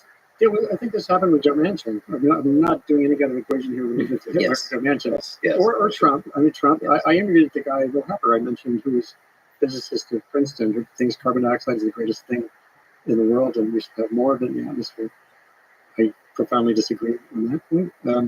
But I interviewed him for an hour, and it was so interesting because he was trying to kind of rope-a-dope me into making it about CO2 and climate because he's a super smart physicist. And I kind of said, let's talk about some other things. And we start talking about education and science education. We wanted for like 20 minutes about the vital importance of better science education for Americans. He drew on people he knew from Europe, Hungary. A bunch of Nobel Prize winners came from some town in Hungary, at least a couple. And he said that he learned their teachers. At any rate, we need a long exposition on that. He then defended climate science. He said, we need more climate science. He says, I love this stuff. I love the ocean buoys. There are now thousands of them in the oceans charting clearer pictures of ocean circulation and satellites. And he said something really important that many people discount, which is we need sustained investment in monitoring this planet. We neglect our systems that just tell us what's happening in the world, and that's happened over and over again. So if I had gone into the terrain of the fight over CO2, some journalist friends might say, "Oh, that was good matchup." But I found these really profound and important things that I wanted the world to know about in the context of whether Trump was going to have them as a science advisor. And so if I hadn't gone there, and a lot of people, if you look back, I got hammered for doing that, even from friends. And then later, John Holdren, who had been Obama's science advisor for 8 years, he said, I would rather have Will Happer as Trump's science advisor than no science advisor. In other words, there's a landscape of things that are important. He realized that Happer is really smart about defense and all kinds of things too. So it's like you do have to sort of screw up your courage, but then not necessarily get into the. It's like with the guy in Oklahoma, if you go in looking for the differences, you find them. You can amplify them. You can leave with this paralyzed sense of nothing having happened that was useful, or you can find these nuggets that are. Everyone is a human being. I can't play the mind game of what I would have said past to Hitler, but I play that mind game all the time, but that's for another conversation. Yeah. I had many in my family that have suffered out there. Nevertheless, he is a human being. Yeah. And people sometimes caricature Hitler, saying like that's when you mentioned Hitler, the conversation develops. But I don't agree. I think so. These extremes are useful thought experiments to understand. Because if you're not willing to take your ideals to that extreme, then maybe your ideals need some rethinking. Maybe from a journalist perspective, all that kind of stuff. But a number of years ago, my wife and I were with our veterinarian who's German-born, Dr. Bach, BACH. We were talking about the dog and stuff, and then we were talking about Trump. And he just mentioned in passing, he said, my mother voted for him. Wow. That hit me like a brick. Yeah. Because it was so, these, at the very least, understanding how pathways lead to people doing things like he did in order is essential. And the only way to understand that is to dig in and ask questions and get uncomfortable. It still makes my hair prickle when I think back to him saying, my mom voted for it. That somehow makes it super real. Like, there's elections, there's real people living their lives. Exactly. Struggling with a broken economy and having their own personal resentments and all that kind of stuff. Let me ask you about presidents, American presidents. Who had a positive or negative impact on climate change efforts, in your view? Clinton, Bush, Obama, Trump, Biden? Or maybe you could say that they don't have much of an impact. So like in public discourse, presidents have a kind of maybe disproportional, like we imagine they have a huge amount of impact. Yeah. How much impact do they actually have on climate policy? I don't know if you have comments on this. Well, there is a background decarbonization rate that's happened for 150 years. We moved from wood to charcoal to coal to oil, and gas is cleaner, it's more hydrogen, less carbon. I asked some really smart scientists who studied these long trajectories of energy. When you look at those curves, is there anything in that curve that says, oh, climate treaty 1992, oh, Paris? And it's really hard. Or China, when China came in with this huge growth in emissions, that created a bit of a recarbonization blip. But that was this huge growth in their economy that pulled a bunch of people out of poverty. Presidents don't really change anything. On time scales that we would measure, where you could parse it out. I think that's not to say that Obama's and the current focus on the stimulus that's happening which includes a lot more money for research, et cetera, and innovation. I do think that will have to be beneficial in the very, very long run. But I have to say, when Obama stood up and made credit, took credit for reductions from moving from coal to gas because of fracking, that was actually Cheney. I was thinking, I would say Bush, not because I like him or anything, but he's the guy who inadvertently started fracking. Right? And it goes further back than that. It was a federal investment in fracking in the 60s and 70s, and then there's one guy in Texas, right here in Texas, George Mitchell, who cobbled together the technology, and that led to this real dramatic change from gas to coal that mostly played out in the Obama years, but that really was stimulated by Cheney's early energy task force in 2001 when they were getting in office. And also Bush did something interesting in the whole wonky climate treaty process. It was under Bush that they started to focus on sectors. And also on big emitters. This isn't about 200 countries. It's about basically 8 or 10 countries. Let's get them in a room and let's have these little sub-rooms on like electrification, on mining, or whatever, and by parsing it out. And Obama picked up the same model. They had different names for it because presidents always named something different than the last president. One was the Major Economies Forum, and it was the Major Emitters, something or other. And that getting away from the treaty dots and dashes toward just sectoral, big sectors that matter, gas, electrification, makes a difference. But again, you couldn't ever measure it. It's always the lag time. And also, I think one very underreported fact, so the UNEP, the Environment Program, they come out with what they call a gap report every year, where they estimate how much is the world doing compared to what should it or has it promised to do. Emissions. Yeah. And in 2019, so just before COVID hit, they actually did a survey of the 2010s. So the last big sort of report on how well are we doing. And their takeaway quote, now I'm not going to get this right, but it's pretty much what they said was, if you take the world as if we hadn't cared about climate change since 2005, we can't tell the difference between that world and the world that we're actually living in. So despite the fact that we've had 10 years of immense focus on climate, and everybody talks about it, and the Paris Agreement, which is perhaps the biggest global sort of agreement on what we're going to be doing, you can't actually tell.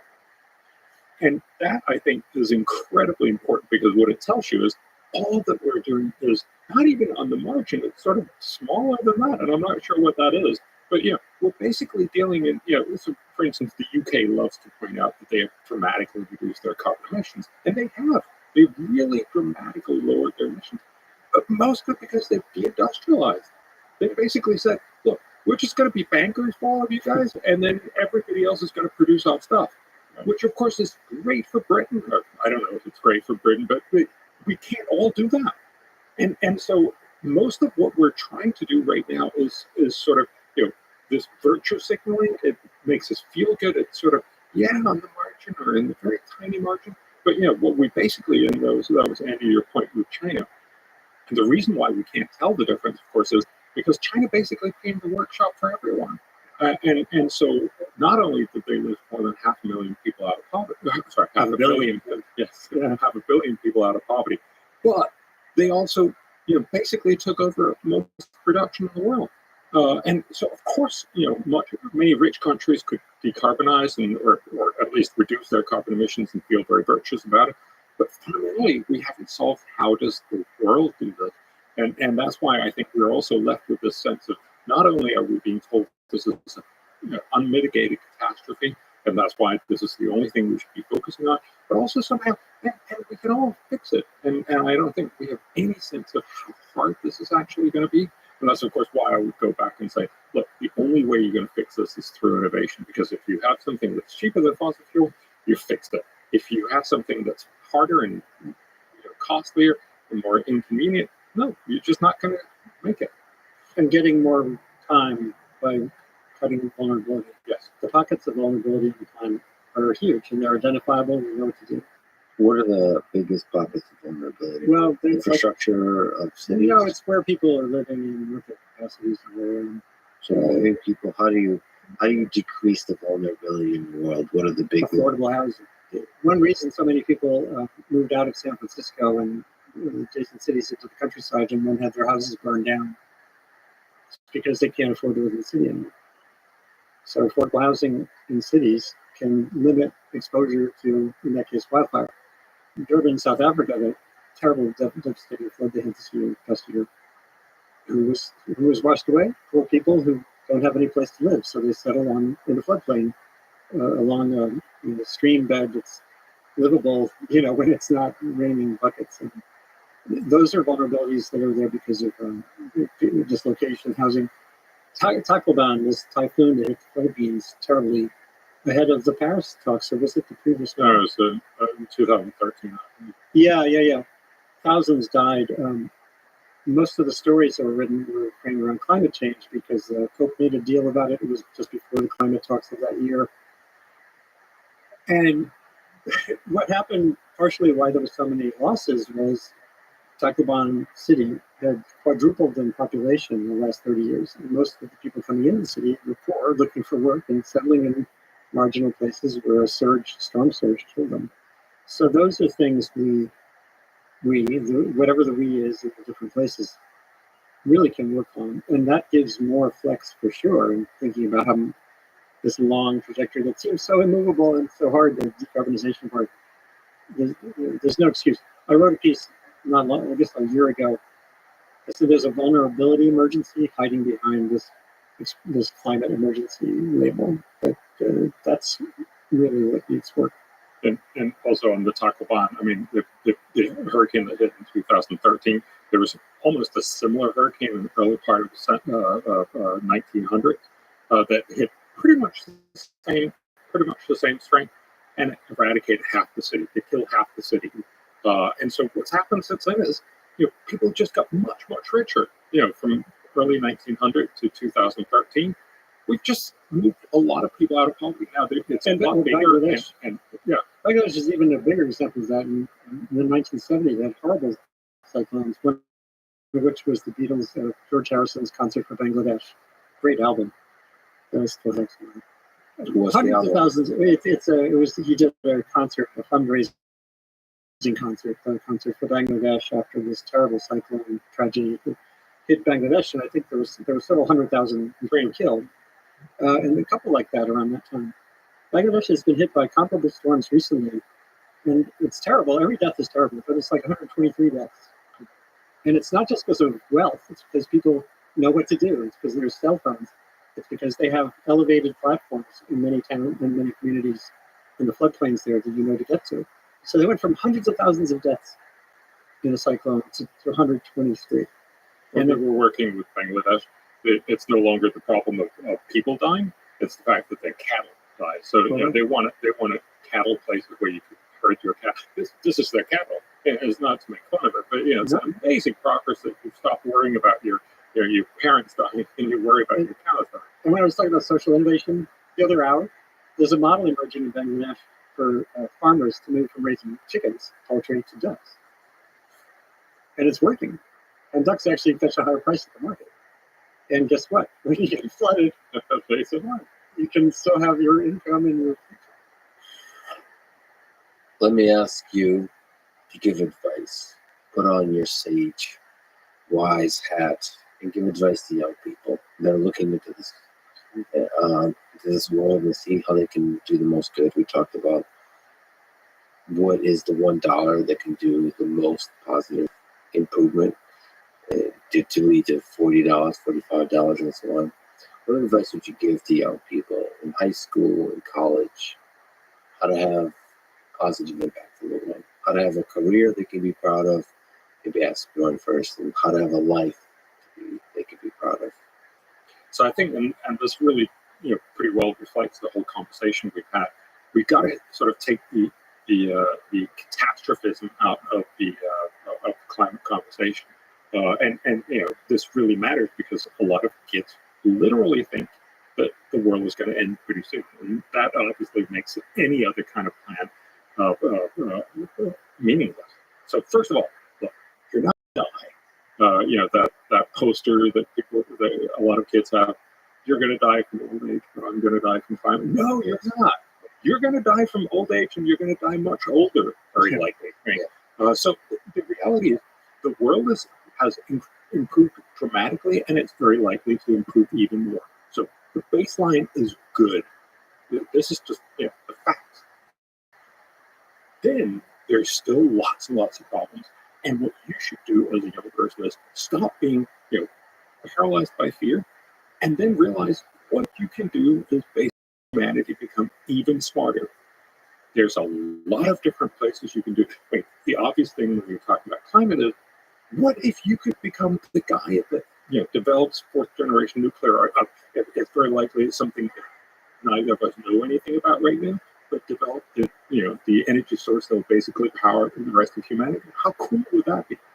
That's one of the many things you could do. But remember, there are lots and lots of other things that need solutions. So what about you become the guy that makes or the girl that makes the social innovation in Tanzania or in Kenya?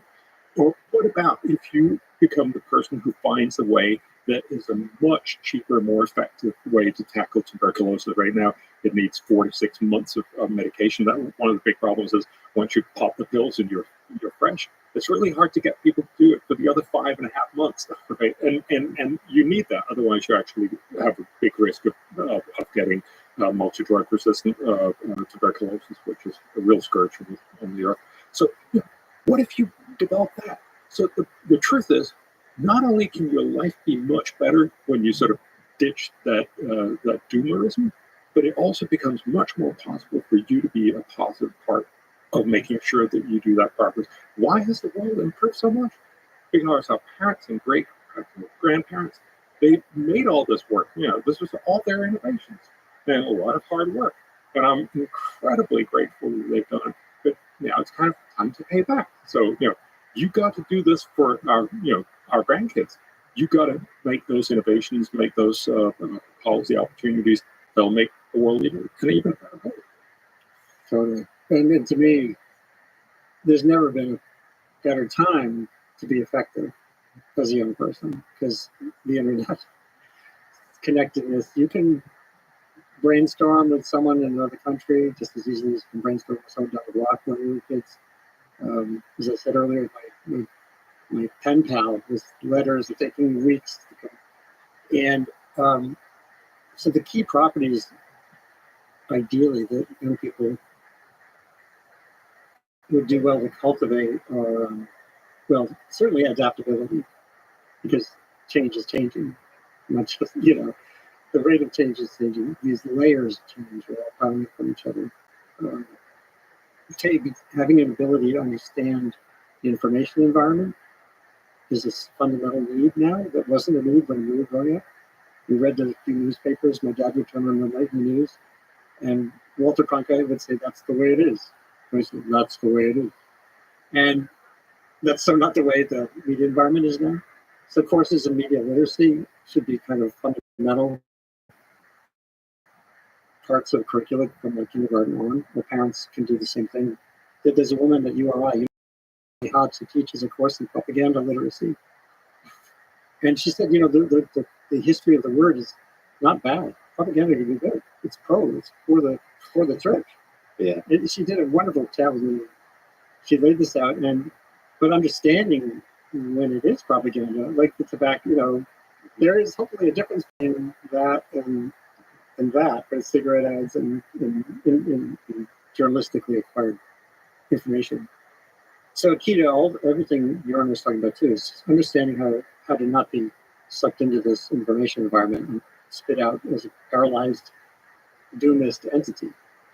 Because once you have the ability to step back, then you can use Twitter or whatever you're on to find people who might have a skill set you don't have that is something you need to do to incorporate, to harness, to do the thing you want to do in the world. Finding your way of making it better. And it can have nothing to do with climate. But if it makes a few more people's lives better, then overall you're leading to better capacity for this stuff. So that, and then the climate problem, the prismatic, giant nature of it, is what makes it so daunting. But it's also what gives everybody an opportunity. Like there's something for artists, scientists, poets. Everybody needs to get in the game. I just spent some time with Kim Stanley Robinson, who wrote that book, Ministry of the Future, which is this sprawling novel about a worst case outcome where everyone in India is dying, and you know, so fiction can help experiment. Different kinds of fiction, different kinds of arts can help us sort of experiment with what the future might look like in ways, and just get started. And the other thing, unfortunately, that's needed. I think I first said this in 2008 when someone asked me something about climate. I said, really, you have to sort of have a sense of urgency, but a sense of patience at the same time. Like, just roll those words around in your mind. Like, what does that mean? Urgent and patient. How could that possibly be? But actually, it really is the reality. There is an urgency with this building gas that's cumulative. It doesn't go away like smoke when it rains. And every year that happens, it's adding to risk. And you can kind of wake up completely freaked out urgent. But when you realize energy transitions take time, then you have to sort of find patience, or whatever your word is for that. Yeah, I think you have to oscillate back and forth throughout the day, having a sense of urgency when you're trying to actually be productive, and a patience so you can have a calm head about you in terms of putting everything into perspective. And like you said, with information, that is interesting, especially in the scientific community. I think you've spoken about this before. You know, that there is some responsibility, or at least an opportunity for scientists to not just do science, but to understand the dynamics of the different mediums in which information is exchanged. So it could be Twitter for a few years, then it could be TikTok, then it could be, you know, I'm a huge believer in the power of YouTube. Over the next several years, perhaps decades, I mean, it's a very interesting medium for education and communication, for debate, and that's grassroots. That's from like the bottom up, you know. That every scientist is able to communicate their work, and I personally believe have the responsibility to communicate their work. If anything, the internet made me realize that science is not just about doing the science; it's about communicating it. Like that. This is not some kind of virtue signaling on my part. No. Like I feel like if the tree falls in the forest and nobody's around to hear it, it really didn't fall. Like that's not. There should be a culture of. We have at MIT. There's a place called the Media Lab, where they really emphasize, like you always be able to demo something, to show off your work. They really emphasize showing off your work, and I think that was in some part criticized in the big MIT culture. That, you know, that's like focusing too much on the PR versus doing the science. But I really disagree with that. Of course, there's a balance to strike. You don't want to be all smoke and mirrors, but it really is a lot of value to communication, and not just sort of some broad. You almost don't want to teach a course on communication, because by the time you teach the course, it's already too late. It's always being on top of how, what is the language, what is the culture and the etiquette, what is the technology of communication that is effective. I actually had a big conversation about that in my university, because I think, and this is perhaps especially true for social sciences, but I think it's probably true for everyone, just simply communicating what it is you've done in research makes it possible for you to sort of get an outsider's perspective and see, did I just go into an incredibly deep hole that just 3 other people really care about in the world? Or is this actually something that matters to the world? And being able to explain what it is that you've done to everyone else makes, my sort of sense is, if you can't say it in a couple of minutes, it's not necessarily true, but it's probably because it wasn't all that important. There was a hashtag generated 7 years ago by a Caltech PhD candidate woman, and it was fantastic. The hashtag was "I am a scientist because," and she posted it with a picture of herself with her answer. And that, when I talk to scientists, or basically anybody about communicating, don't start with I'm a phytologist, and I use a spectrophotometer to do X. Start with, I'm a scientist because the world is endlessly interesting, and I just found these salamanders, which are going to vanish if we don't stop this fungus from coming to the United States. Utterly interesting. And then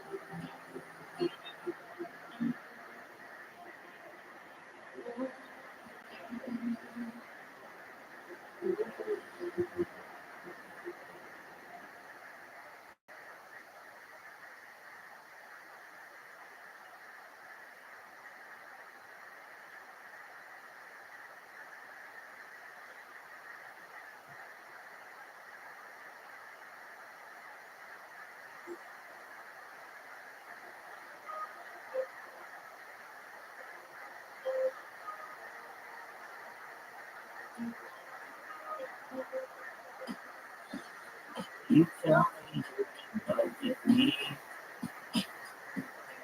but you can't take your pretty eyes away from me. It's not that I don't want to stay, but every time you come too close, I move away. I want to believe in everything that you say, 'cause it sounds good. But if you really want me, do it slow. There's things about me you just have to know. Sometimes I run, sometimes I hide, sometimes I'm scared of you. But all I really want is to hold you tight, treat you right, be with you day and night. Baby, I want you this time. Yeah, I don't want to be so shy. Every time that I'm alone, I wonder why. Hope that you will wait for me. You'll see that you're the only one for me. I wanna believe in everything that you say, 'cause it sounds so good. Oh, there's things about me you just have to know. Sometimes I know, sometimes I hide, sometimes I'm scared of you. But all I really want is to hold you tight, treat you right, be with you day and night. All I really want is to hold you tight, treat you right, be with you day and night. Only for this time, take this time in your seat, there's nowhere I'd rather be. You love me, trust me,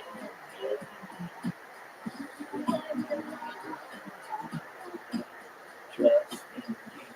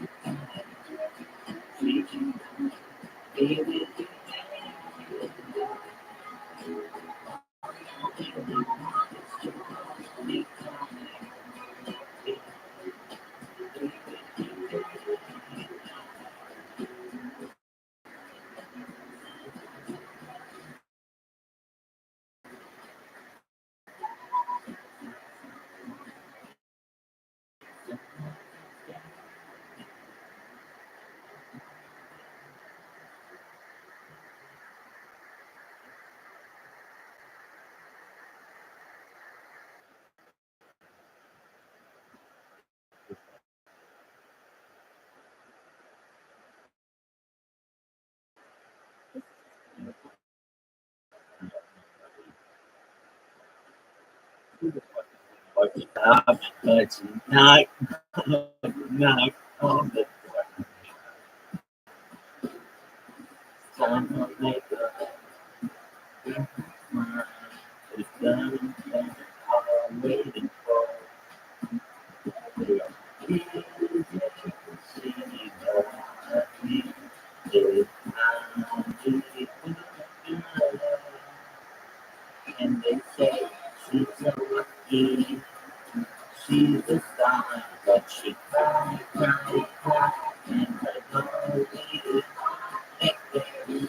If there's nothing missing in my life, then I do. These tears come at night.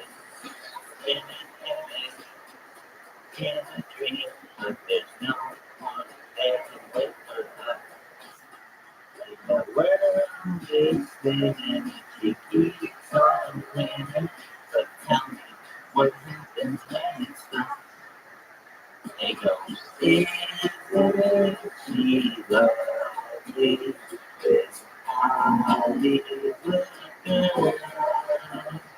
And they say she's so lucky, she's a star, but she kinda think of me, my thinking, if there's nothing missing in my life, and why is tears coming down?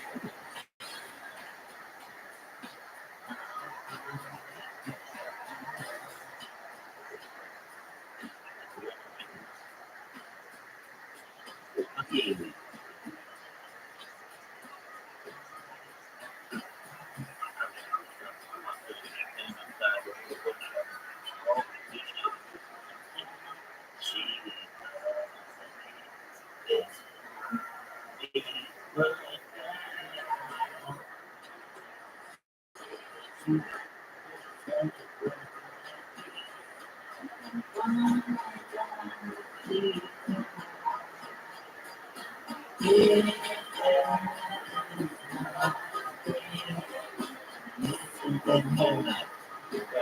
The tears coming down, and they say she's so lucky, she's a star, but she's not.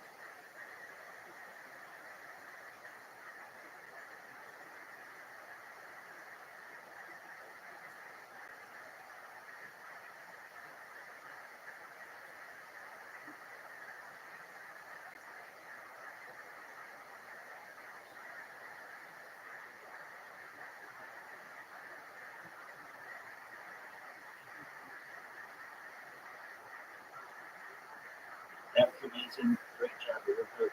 I believe I'm up next if somebody could shoot me. So I appreciate it. This is Britney Spears.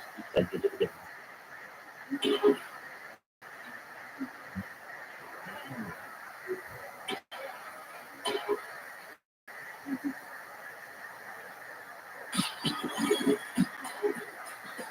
Yeah, yeah, yeah, yeah, yeah,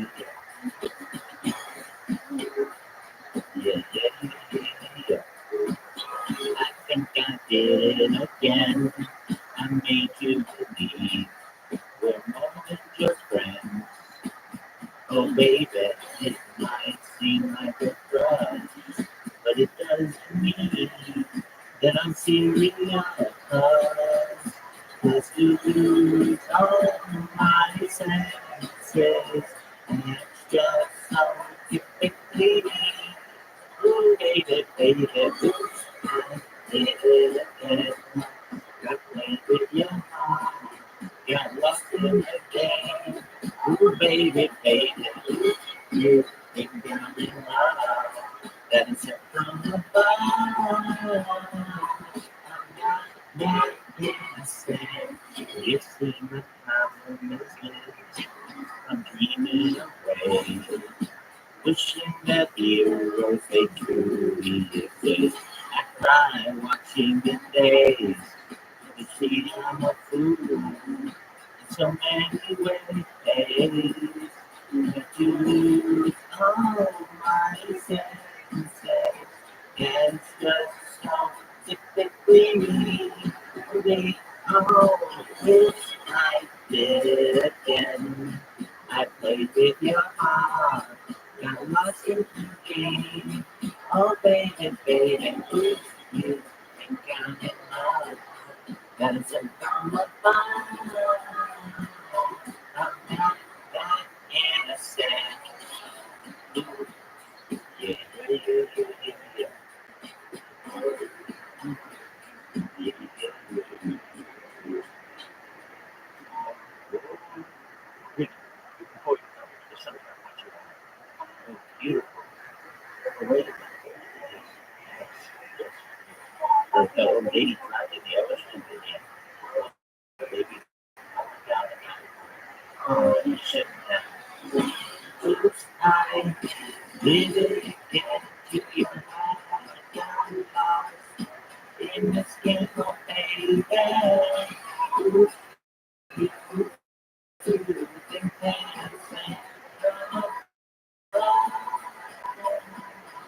I'm not that innocent. Oops, I did it again. I played with your heart. Got lost in the game. Oh, baby, baby, if you think I'm in love, that isn't from above. I'm not that innocent.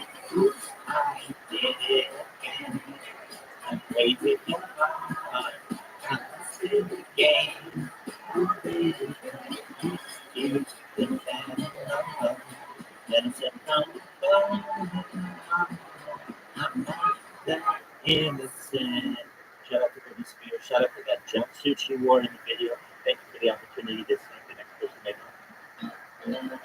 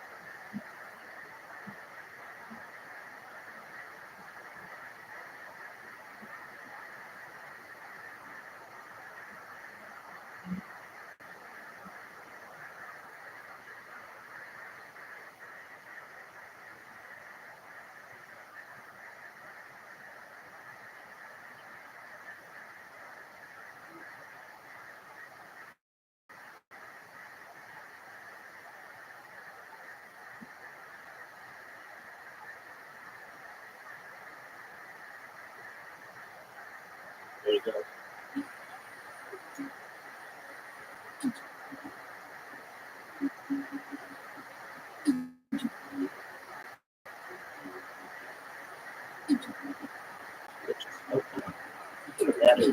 Superstar, where you from? How's it going? I know you gotta do what you do. You can take my news to the other chicks up there. Where you are, and what you are, baby girl. Just a kid, yeah, more than just a radar. Baby, you, my Republic, take the straight up. Take a look at what you're going to see and I know what you are. What you are, baby. You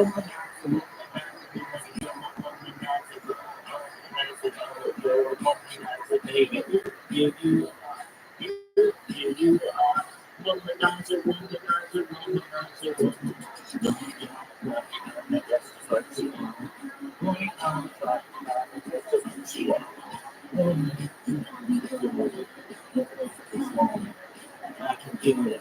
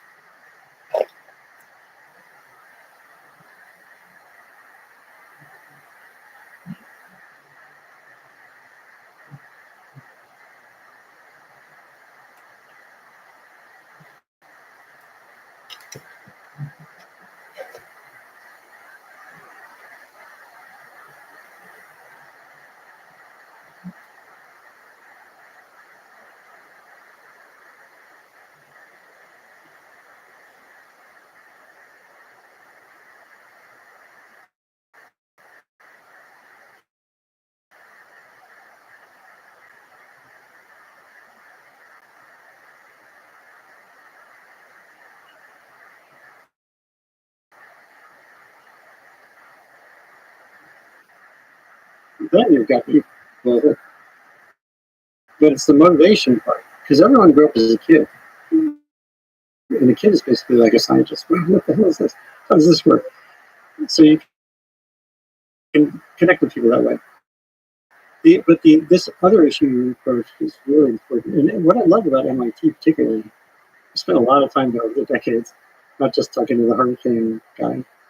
Amy Smith was the development lab in the basement there somewhere. Most of my team looks like it's the basement, but yes, Yeah, it's sort of like it's part of the charm. Yeah, but it's the usability function is part of it. Reminds me, in 1997, these two wrote a manifesto. It was the virtues of mundane science. That's what they called it. It was a prod to the scientific community too. Actually, it's not useful, utility. Because the whole arena is set up to advance your career through revealing new knowledge that will get you tenure or something. And actually doing useful science is disincentivized.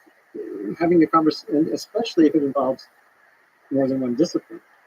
Because as a young scientist, there were some postdocs at Columbia with this other manifesto paper saying, here are the things universities need to do to foster the collaborative capacity we need to have sustainable development. And it was like 4 or 5 things that universities don't do. Give you time to become fluent, and for a physicist to talk to an anthropologist and understand how anthropology works with sociology takes time. And then building a relationship with a community that has a problem you want to fix takes time. And you do these like quick turnaround papers that get you toward your little micro career goal, but they're not actually getting you what you want in the world. Those are really hard problems to go forward. But starting with that idea of usability, what can I do with my skill sets? A lot of great physicists I know are dug in on string theory and stuff. And someone has to dig in on that too. But I'd like to pull a little bit of their brain power away to think about some of the practical things beyond physical too. So the two of you have been thinking about some of the biggest questions, which is life here on Earth, the history of life here, the future of life here on Earth, of Earth itself, and how to allocate our resources to alleviate suffering in the world. So let me ask the big question. What do you think is the why of it all? What's the meaning of it? What's the meaning of our life here on Earth? You waited till the last moment to ask us that question. Yes, in case there's in case I can trick you to finding an answer. So I mean, again, I'm just going to take a stab in this because I think in some ways it's the same thing that you were talking about before. It's not about getting everybody sort of on the same track and all agree on something, but it's about getting a lot of people with very different goals and targets and ways of thinking about the world to go in the same direction. So for me, the goal of life, certainly my goal, I think for most people, is to make the world a better place. It sounds incredibly pedestrian because it's become so overused, but that really and literally is the point. The point of your life is to, when one of your friends is sad, to make sure that they sort of get out of that and find out why they're sad, and maybe move them a little bit in the right direction, and all the things that we've talked about, stop people from dying from tuberculosis and live longer lives and fix climate change, but fix it in such a way that we actually use resources smartest, because there are lots of problems. So let's make sure we deal with them adequately. This is very unsexy in some sense, but I think it's also very basic and really what matters. Well, and biologically, evolution has demanded that life is about finding sources of energy and perpetuating yourself, right? So that's the baseline. And that's led us into a bit of a box because we have this easy energy that's come from the ground so far, and but our brilliance has given this larger awareness of everything about the planet is transitory. And so how do you work with that productively is really an important question. I could just sort of, try to be as rich as possible and use as much energy as possible and have other people I mean, Alex Epstein, I think, again, this is one of the constraints on my support for what he says, is he's just talking about growth and progress in that sense. But there are consequences, and there are long-term trajectories here that you're taking into account too. So what do you wake up to do? To me, it's finding your part of this. And as Bjorn said, finding a way to pursue and expand betterment. When I was at Pace University for 6 years, and one of the courses I launched there was called Blogging a Better Planet. And it was for grad students mostly in communication. It wasn't an environment, it wasn't like Better Planet, like Save the Climate. But my task for the students was to blog about something they're passionate about, first of all, because you can't do this, just like you can't do your conversations if you don't wake up in the morning wanting to do what you're doing, right? You're doing this. I used to call myself a selfish blogger because I was learning every day. I still am. I love this. My wife laughs. She thinks I work too much. But I'm always like asking those questions, like saying what. Yeah. So my charge to the students was harness a passion, build a blog, either alone or with others, that notches the world a little bit towards some better outcome. And so there was a musician who did a thing on musicians who use their art for their work for making the world better. Some of it was like music therapy, bands contributing money, whatever. Another one did, her blog was on comfort food all around the world. I thought it was my favorite. It was a video. So I think it should be viral, actually. It was like looking at the world, every different cultures. She was in Queens, so every culture, every cuisine is there in Queens, 200 countries. Yeah. But she would go and talk to people's moms and have them cook the food of that country that's their comfort food. I mean, I just love this because we all need to eat, and you're getting this expanded sense of what comfort is by thinking about what other cultures choose. And that felt like a great course because it was not directive. It was just, they gave them this potential to forward. I'd love to think they've all gone on to become superstar, whatever it is, I don't know. That's the giving, that's the letting go part. Even if one did something special, then that makes the job done. And when after I've been writing about climate for 30 years, 2016-ish, I did a lot of writing about what did I learn, unlearn, and stuff. And I had a stroke in 2011, which is interesting. It was the first time I really thought about my brain. You don't think about your brain,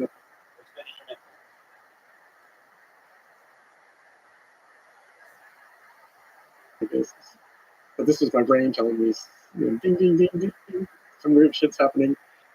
And when I was thinking about confronting climate change, it felt like some of the things I learned about my own existence. I'm going to die, but you don't really absorb that. So is that the first time you kind of That was like my think first, mortality?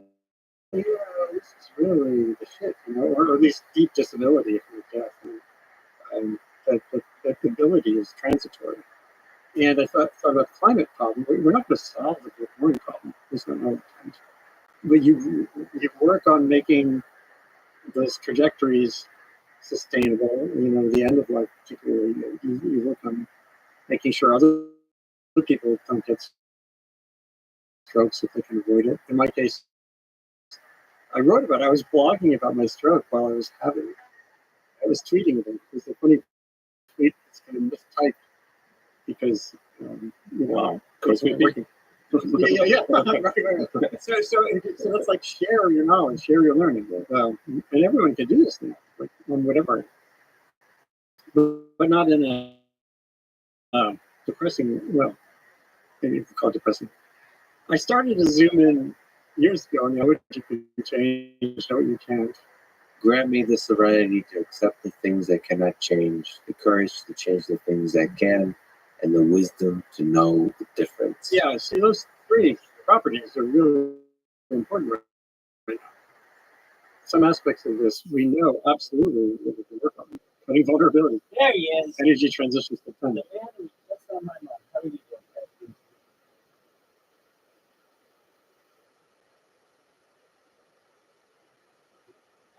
Boy, you sound all that. Hey, what's going on? Let's do this.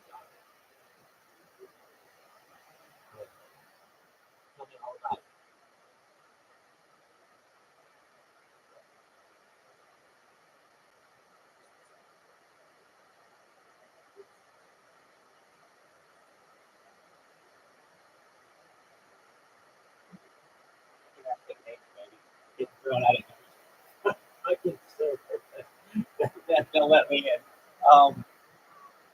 Well, let me just say you've been missed. I definitely have missed you. I miss having somebody here. In addition, no, I absolutely understand that. No, it's not personal. I know you have things that you want to do. And trust me, I've been doing this for more than 3 years now. I know that people have their lives to live. They just can't really take my time to look through these things. We did make a new friend here. Her name is, yeah, her. Her name is, yeah, I know her pretty well, but yeah, after Rothschild, she's Polish, and she's very, very nice. And she will tell you this, that she has some, some mental issues, and I think she's looking for some friends, and that's cool. Meaning, she'll say that she gives me friends, which is, hey, whenever I'm at your yeah, exactly. And then she has a very kind heart, she's very nice, and she's been kind of like picking up where you were as well. She stays in our time, and she's very, very nice. But she will tell you that she's working on her English, and so I've been using my translator a lot with her, and she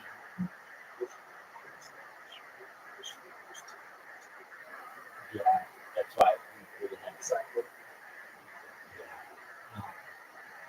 And she seems like I don't know someone who it like she's not perhaps taking other medication. She might be kind of one of those things where if enough people tell you things are wrong with you, you may start to believe it. She's very, very kind. And she has a friend who's also Polish. They just met, but that person's in UFO. So they come in here and we talk about UFOs and all kinds of different things. Okay, so what else is new? I'd love to tell you that I'm viral by now. That hasn't happened. Um, I think it's coming out of this world a little crazy, and but I get right back into it sometimes, so that's always positive. What happened recently? So there's this one Discord that I've been in previously. It's called the yeah, it's really a Filipino Discord. Yeah, and you say it's Filipino because I think something like 90% but I don't necessarily think that's right. So, and I didn't kick out of Discord previously. I was going back in Discord. I was kicked out of there, and I didn't know why. And it turned out that just like if you go one line with people, you're fine. I mean, there could be 200,000 people in Discord, and one person doesn't like you, and they have the power, you're done. And it's not just you're done, but there's no appeal process, and there's like exactly, and sometimes they don't even tell you that you do that. It's just like, well, it's gone. If it's something that I did, 100%. That's exactly what happened. Exactly. So I've been really, really careful if it happens. I've done that before, but they also sent me their message that I did something really cool, or I think it's really cool, and they do just massive campaigns for people. Hey, we have 100,000 people in here, we can get 10,000 people. So long as you aren't on the blacklist, they'll let you back. So I was really curious about this Discord in particular because you know everything about Filipino people, many times heard about the yeah, it's like I think it was like invented in Japan, but it's like super in the Philippines. And so um I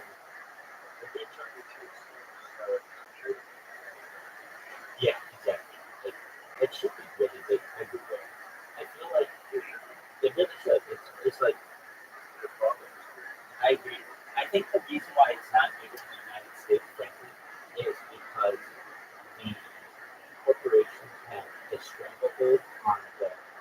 music that can be played, and they want royalties every time that you're going to play this stuff.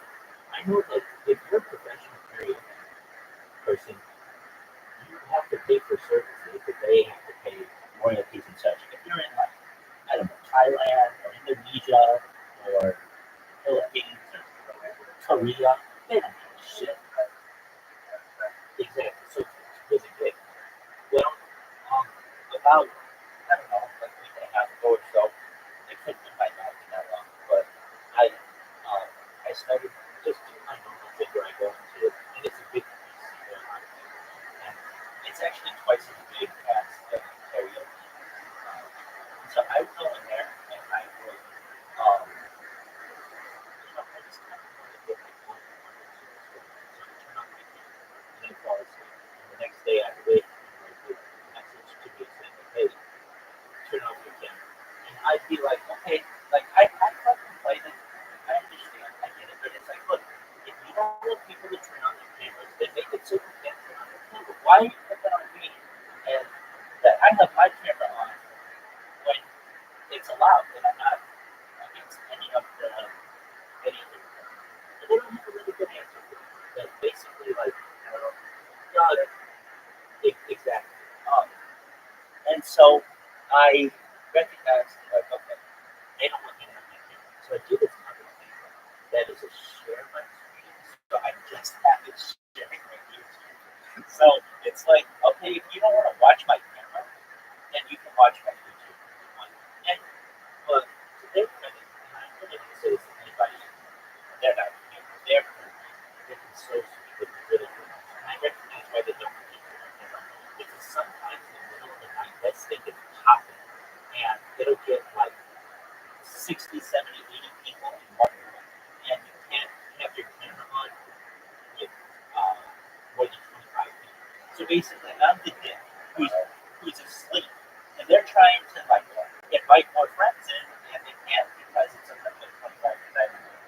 So I get that, and I have been nice to them about that. Like, in my opinion, if that happens, then I don't understand why they just say like we're not going to hang out. I get it. I get it. They want to have their friends have their cameras on and not just so I get it.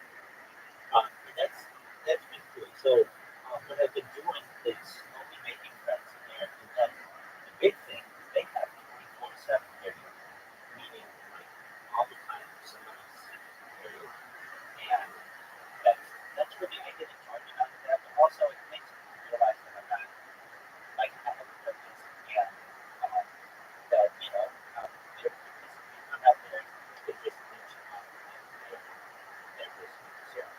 So like right now there are 1, 2, 3, 4, 5, 6, 7, 8, 9 just randomly. I don't even know in the middle of time really well. It's like 16 hours a day other way.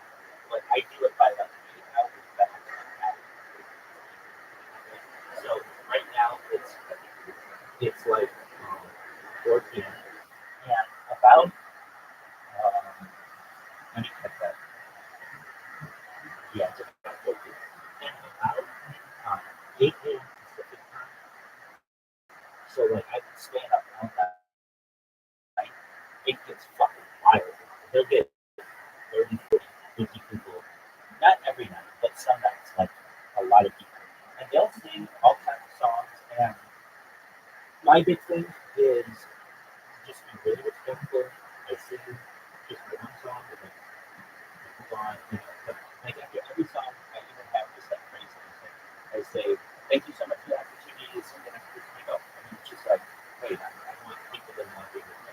They can't turn your camera on and which is fine. I think that it's like if you don't want people to have your camera on, then make that the rule. Otherwise, then allow people to have your camera. But I get it because so many different people get in there and it becomes too many. And it's a lot. So I made some good friends in there. And I've had some good nights where there's some Beatles songs, some good John. Yeah, the Rolling Stones, and like Adele, and Adele night. You realize how many she had like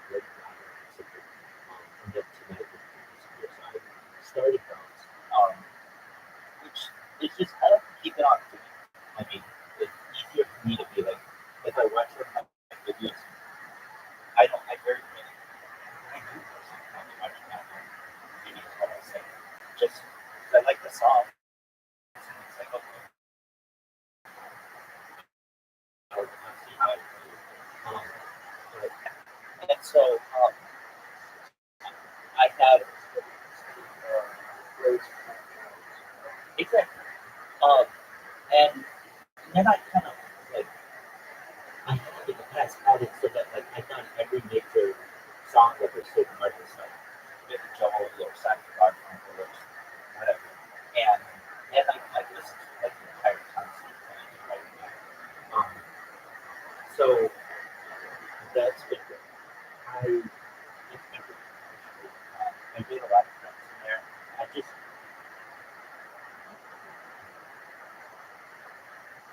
just see see it like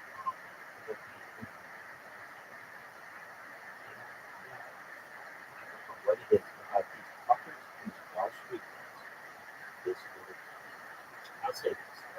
Um, look, in my to my the best of my knowledge, I've never like purposefully hurt anyone or laid my hands on anyone. Um, but I know that there's a lot of hatred people.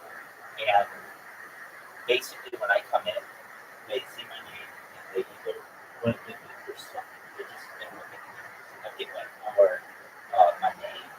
If I stream, like, I don't know if you can see from the screen, if I change, oh, you can see it. I change my background. If that has cost me a lot, just having red started has cost me a lot. So I was in a bunch of Discords, like multiple Discords. One in fact, okay, the dad Discord.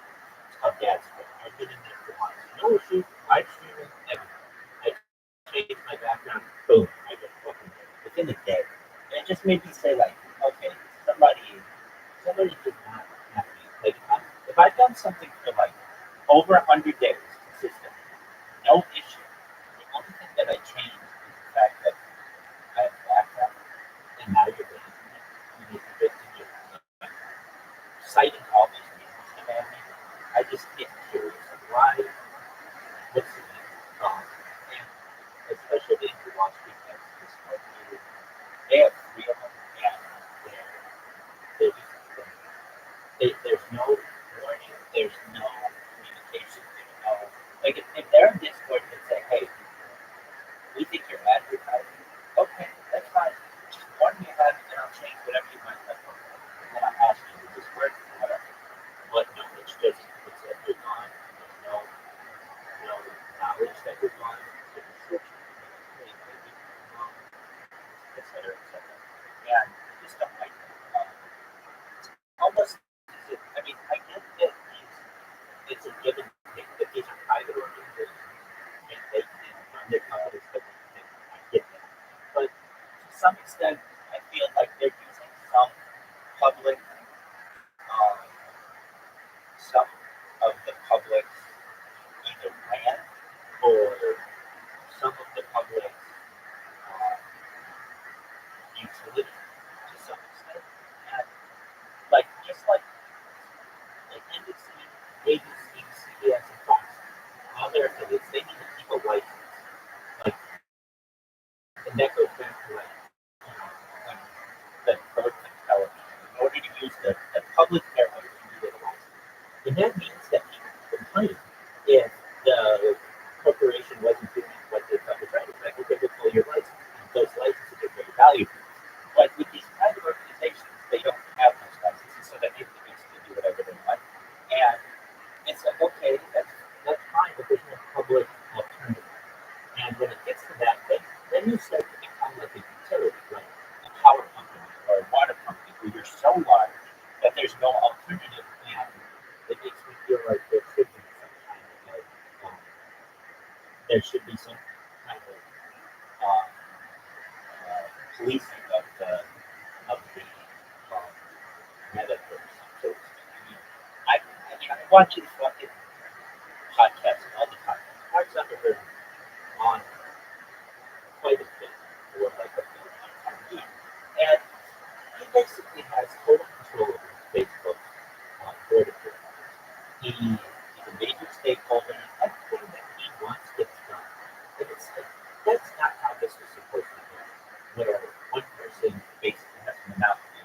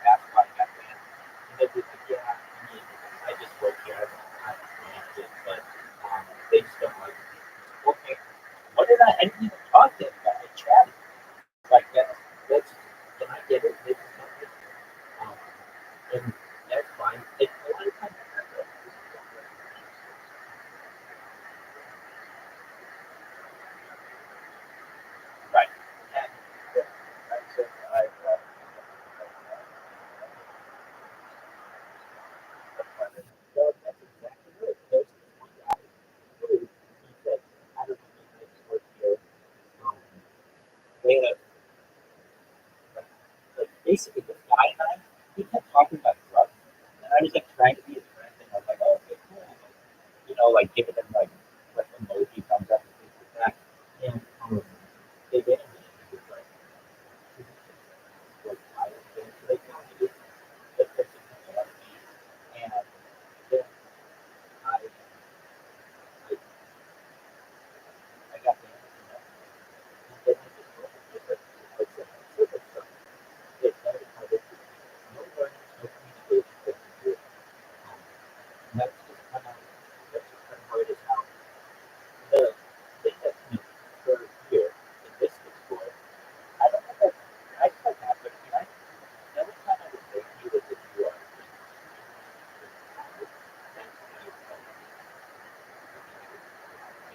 sometimes it's just like, but it's not like you had that kind of behavior in some other just what you would be wrong.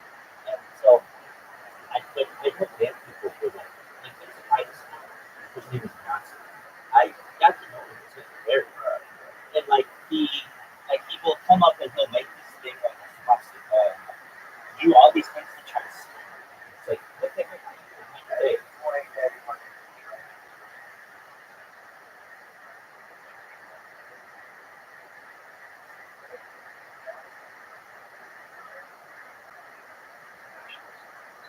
I 100%.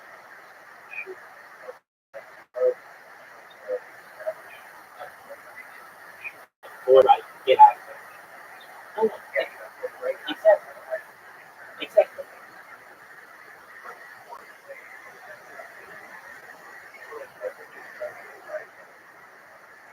Exactly.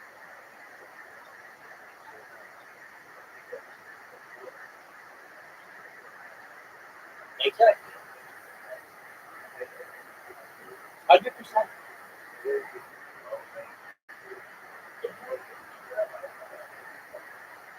And when I see that, I go out of my way to try to be nice to the person and develop a conversation with them. And I don't ban it. And um, I know the reasons why I ban anyone, and the reasons why I ban you are you're not 18 and you yelled at him. Those are like the two real reasons why I ban anyone. I've never banned anyone for I didn't like the politics, or I never banned anyone because I felt they were rude. If anything, when we get a lot of people in here, I will tell people, hey, I'm gonna mute you just until I'm done talking to somebody else. And then you can say whatever you want. Make any little quip you want, you make any little joke you want, that's fine. And but that is surprising. I think it's because I'm hours of a person. A lot of people from Australia. And some of them are really nice. I had this one guy yesterday who was in here for like 2 hours and all day. And then there's other guys who come and go. And this would be one. People would be like, I don't really think you're not okay, that's fine. Let's watch some documentaries on what kind of evidence there is out there. And let's look at press conferences and all kinds of other things. And then, a lot of times they're like, oh, well, I did not know that there was this much going on. And I ask people, how long have you studied alien security? And a lot of times they're like, well, I don't know what you mean. There are hours. How many hours dedicated to studying the UFO subject? And they're like, well, I've seen movies. It, right, and then when I say that you don't understand, I studied this for thousands of hours. We're not even on the same level. So I have to get you on my level so you have an understanding of what I'm referencing. Like if I go to somebody and I say, problems on it, and they don't know it, I know that we have to start from the ground up. If somebody says, oh, I know the problem, okay, that would be the play. That's great. Now you at least have to know. And that's it.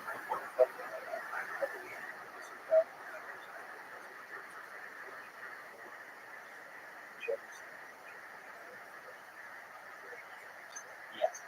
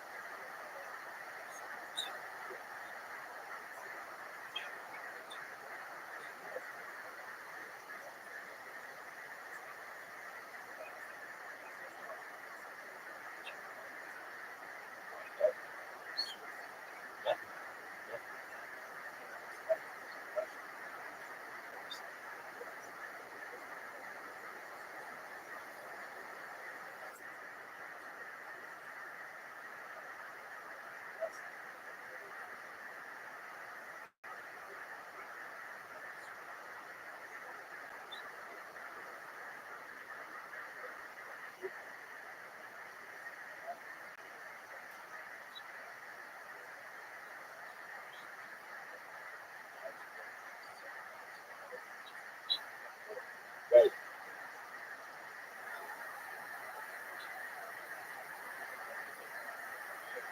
Right.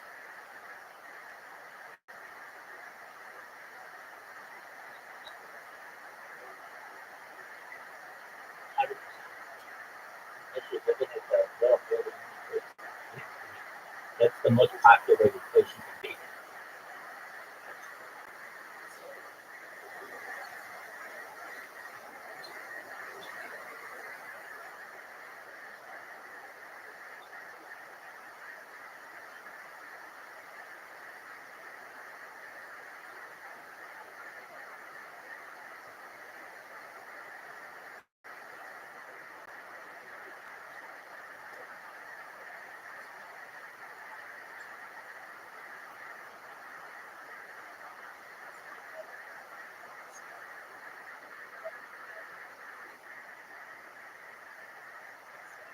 Yeah, yeah,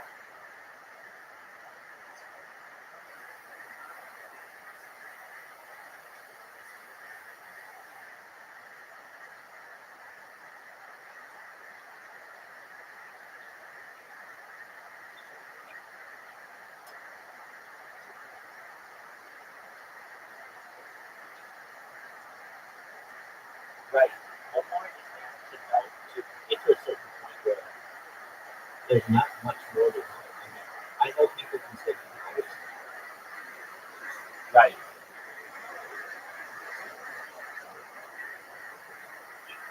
exactly. The last two nights, that was, I've been, I fell asleep to a bunch of them.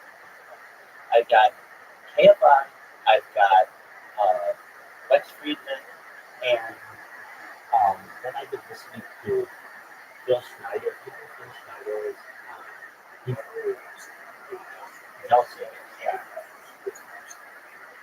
Oh,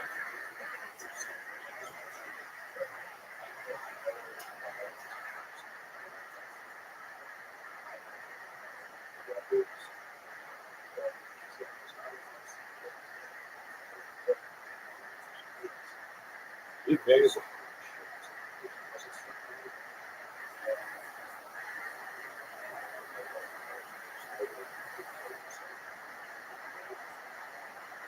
You're very well. Yeah. Um, well, so oh, yeah.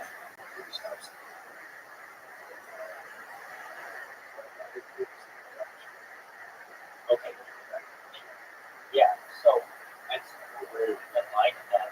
So what I've been doing, you know, there's really not really no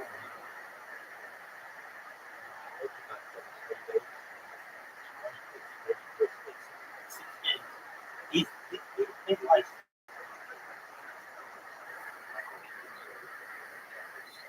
yeah, and that guy was in he was in San Francisco, right? Like the, yeah, he was in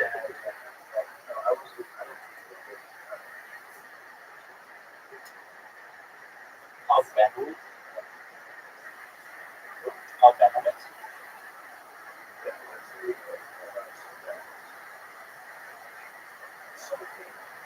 Dude, absolutely.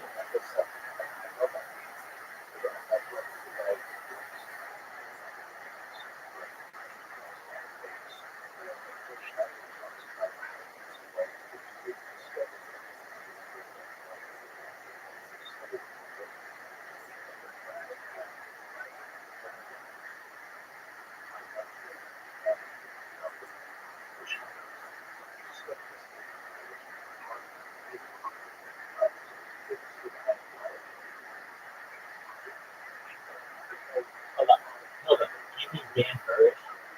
You mean Dan Burrish? Dan Burrish. That could be. He's the guy who like was a geologist and did all kinds of. Like, he was the youngest geologist in the history of Los Angeles County Geology Society or something like that. They're all three of those.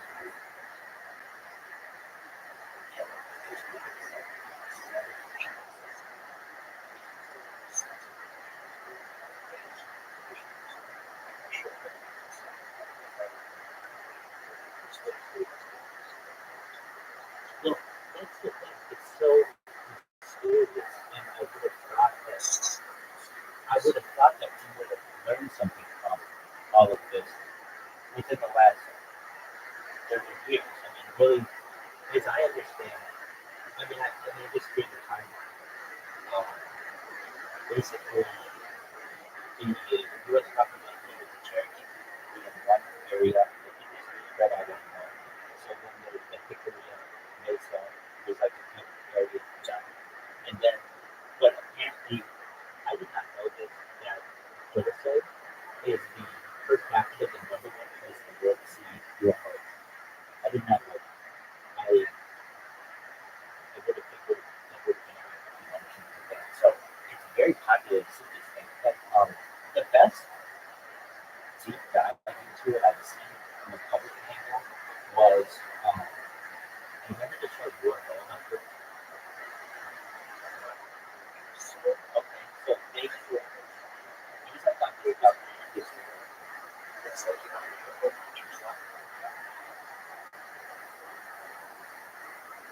yeah. His name is Bill. Yeah.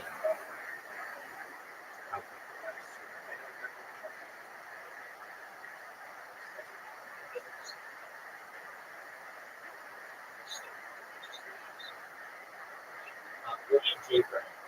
Bill Burns. Bill Burns. Burns. Yeah. So, they just yeah. Right. Let me look at my book. Okay, so Bill Burns. Oh, he they did a show from there, and it's interesting to me that you can find like ancient buildings like pretty easily on Discovery, and that had a bunch of different seasons in it. And it's a very good show. It just got mocked because of the meme that was made with that kind of aliens. But like, there's a lot of little bits of information. Well, UFO hunters, they did a they did an episode in Boston, and it's fascinating to me that they were on the place, and basically they found like vents that went into the base through like there was like a waterfall, and like in the waterfall, so you couldn't just walk in there. They basically like I don't know, created the government or whatever did a really good job. They figured like, look, we're gonna need vents for this thing. So, but once we put vents out, people are going to start wondering how these things are. So, if we put a waterfall in front of the vents, you won't be able to get in there. But it's absolutely fascinating. The conclave is the most fascinating subject. And that's one of the most fascinating of many things that I know.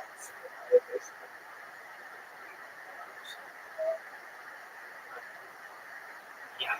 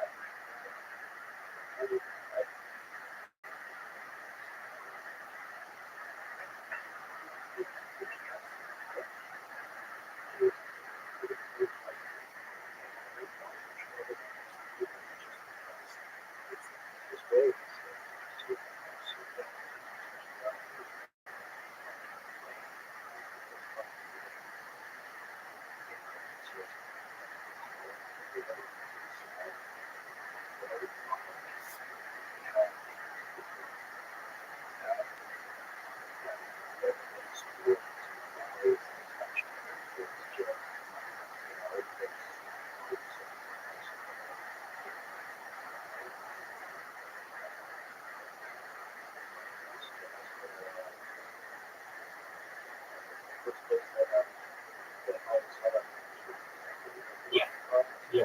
Los Alamos.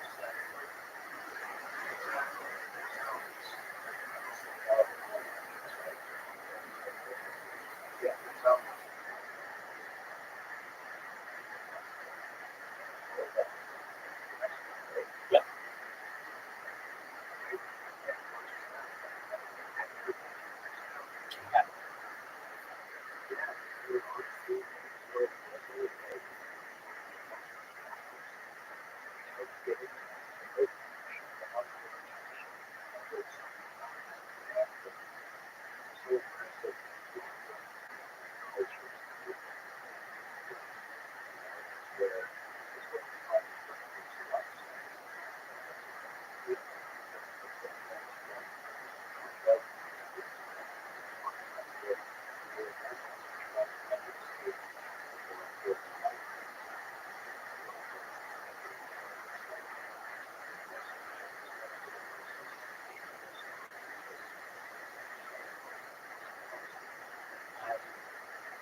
I agree with you. It's fascinating.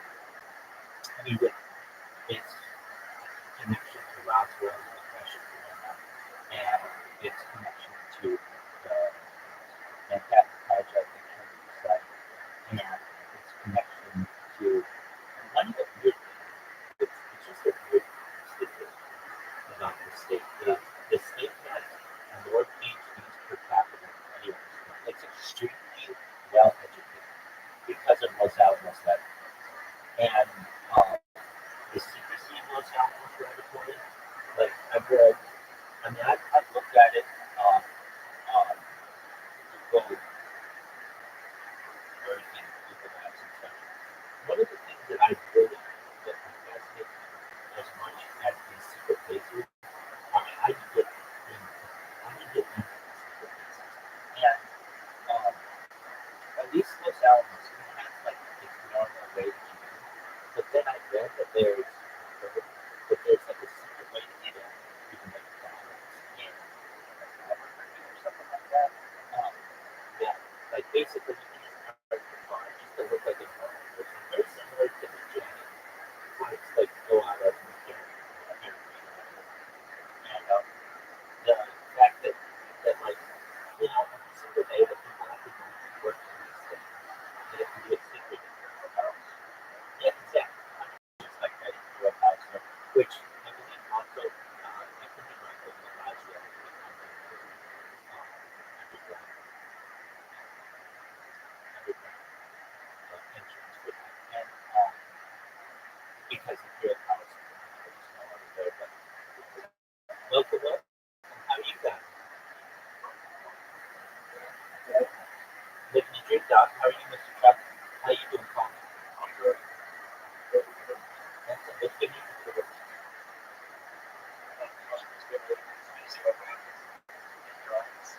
Yeah, isn't it wild? Yeah, I guess it is.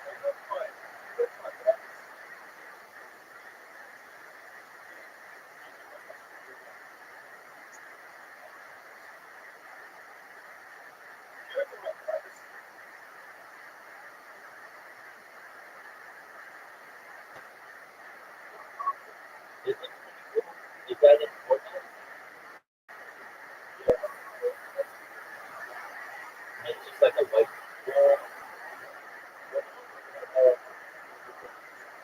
Ninja Turtle. Ninja Turtle for sure. Yeah, I think when I was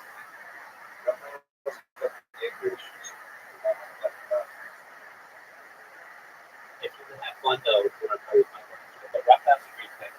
So it's not bad.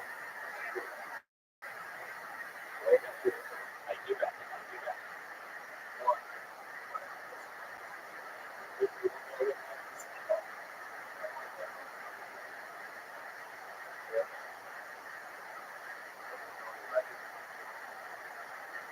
Those are all great things.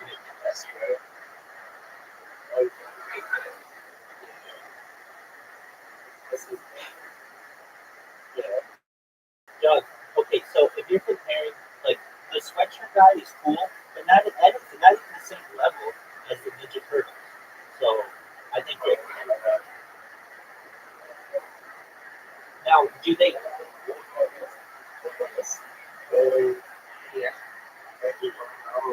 Snoop's cool. Snoop's cool as fuck, but he's overplayed currently.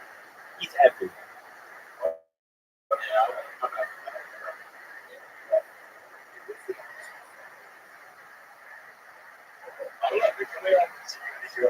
Yeah, absolutely.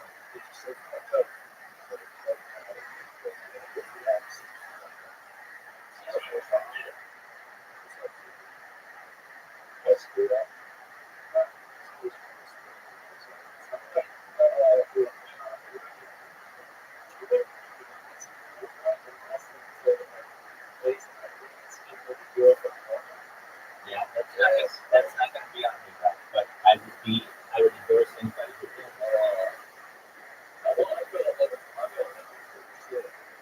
Hold on. I'm sure you can find it. I'm sure you can find it in the living room somewhere.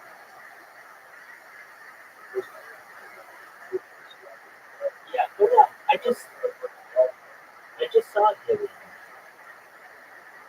Not there. Go to the back, the previous page.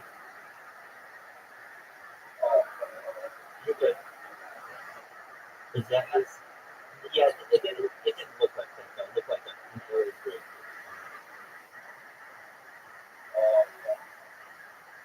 Keep going down.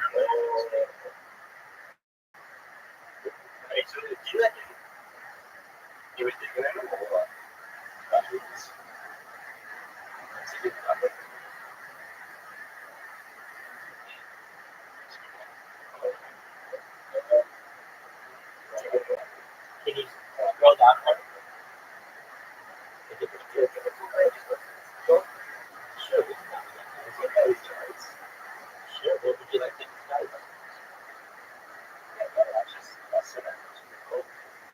No, it's how it's seasonal. It's seasonal. You don't want that in 2 weeks. Okay, that guy. Hold on, go back up. What is that guy? Up, back up. What is that? Is that not an alien guy?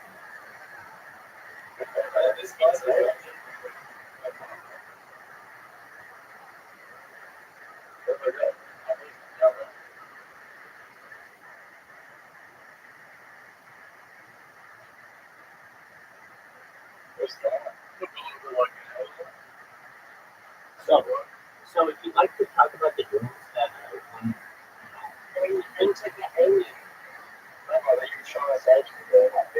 yes, it does. That's what caught my eye.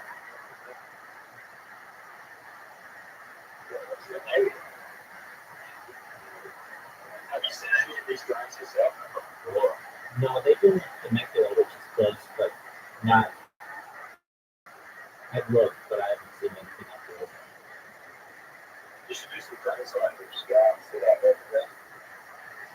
Okay. Well, I have seen really what's being published throughout the United States, and I've watched basically every press briefing that they've had. Here, here's what the press briefings are. I would be like, hey, let's watch a bunch of press briefings, but they all say the same thing. Just for a moment, they're all just like this. Okay, so here's Senator Blumenthal.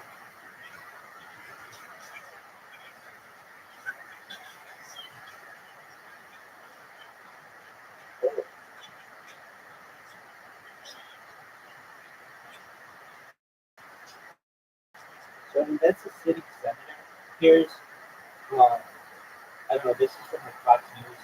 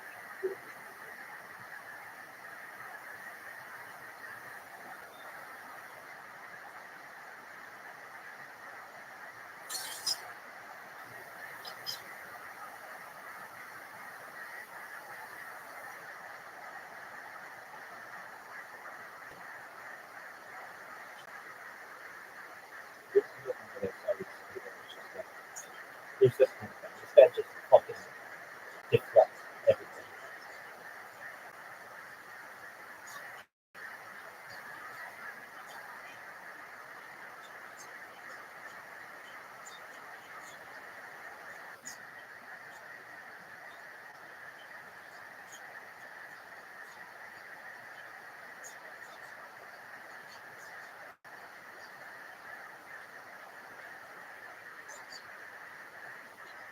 Oh, this is really tight.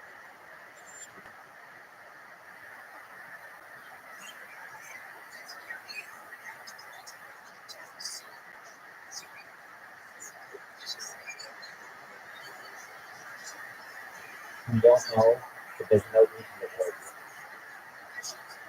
How do you know?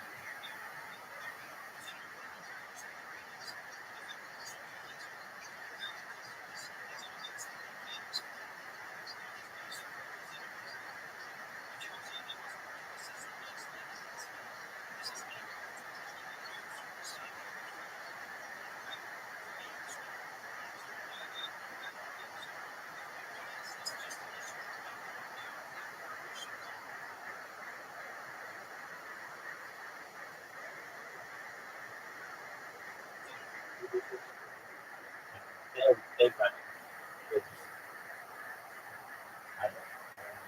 I don't reckon. They say reckon. Like, like cowboys.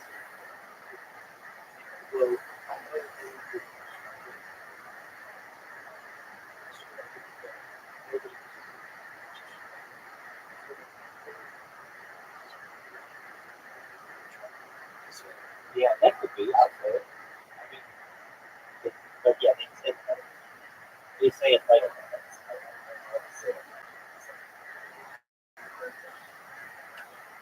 I agree. They change it to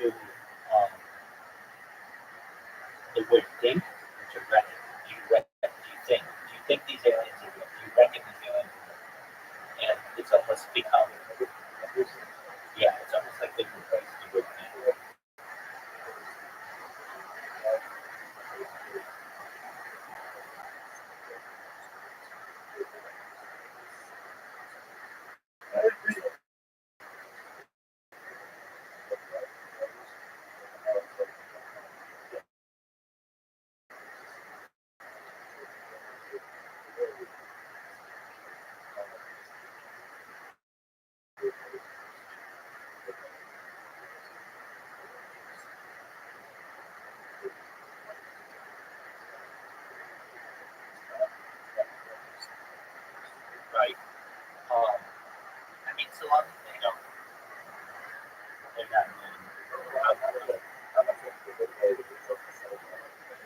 it's very borderline to just, are you trolling me because the word that you keep using repeatedly?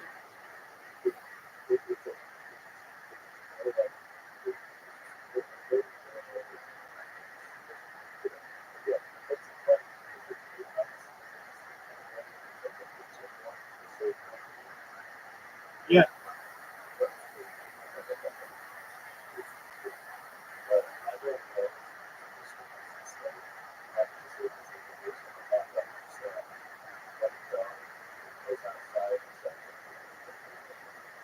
There you go. So I would love to be like, hey, let's watch what the government says on it, but it's the same shit. It's just, yes, we know what they are. No, we don't know what they are. There's no reason to worry. It reminds me, frankly, of that propaganda that was used during World War II in Britain during the Battle of Britain, where it was keep calm and carry on. And it's just like, what the fuck? You're bombing our city. What do you mean keep calm and carry on? It's just like, that's just what they want people to do. And don't ask questions. Uh, who has a, oh, do you know the comedian? I'm sure you do.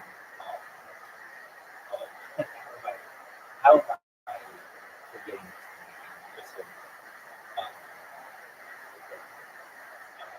it's like one of the great he's from Austin, Texas.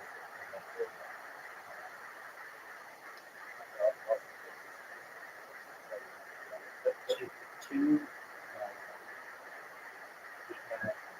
we had,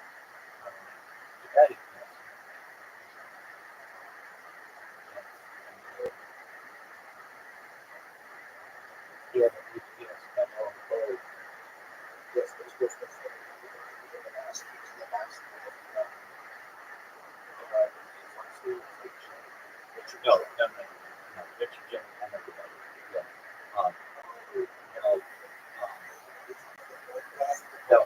Not Bug. He's not that.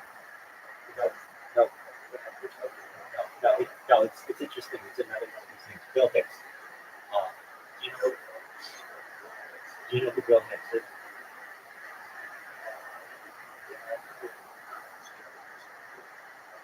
Yeah. Okay. So you know that. Okay. Yeah. So there's this Bill Hicks bit where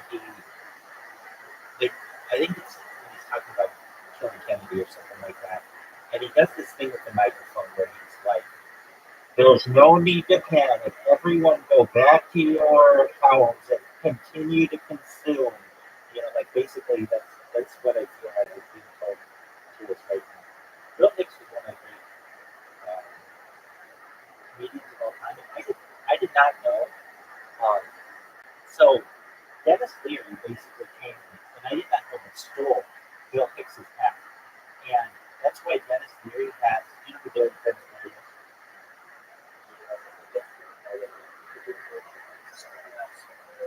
Yeah. But he even had the album, the name of his album, one of his um, comedy albums was No Cure for Cancer, which is basically like a shot at Bill Hicks. Bill Hicks had a joke that he'd say, yeah, I stole from Dennis Leary, except I'm so talented that I went back in time and didn't report either. Basically, he stole my shit. And as I was dying, he took my stuff, and he knew that nobody would be able to, very few people would connect with it. But ever since Dennis Leary, he had this, I did not know this, and so I would say around, when Dennis Leary was at his peak, I think it was around the years 2005 and 2010. He had a show on FX, whatever the fire department one was, and yeah, yeah, but he no longer is seen as a relevant edison. I mean, yeah, yeah, exactly. And he had some really good bits, but it was like the other comedians did not. And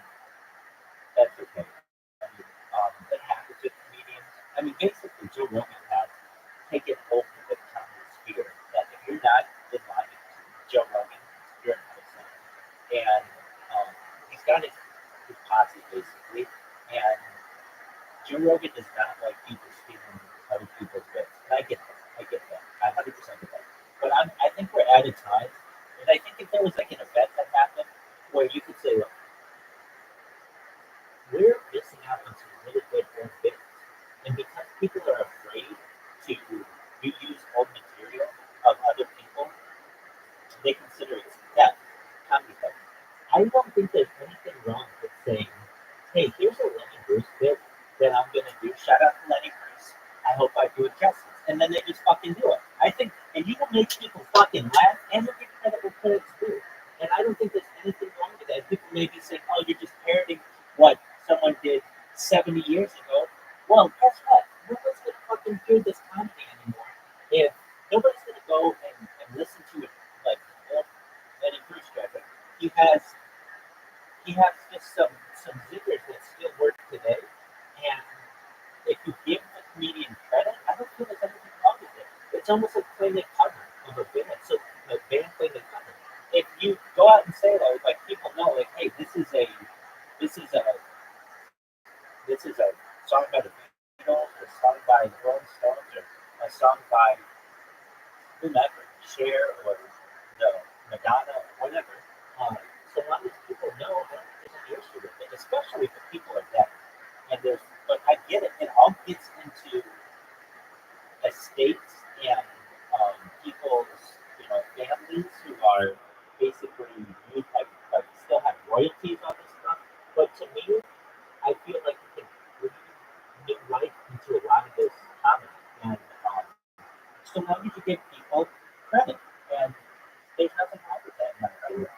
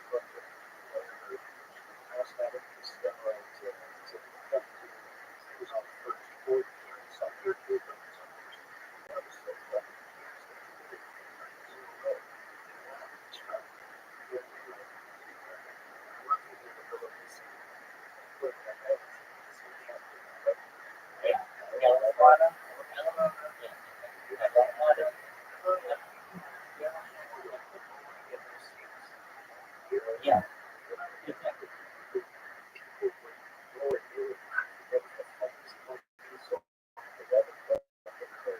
Right. And a lot of guys, Catskills, Borscht Belt.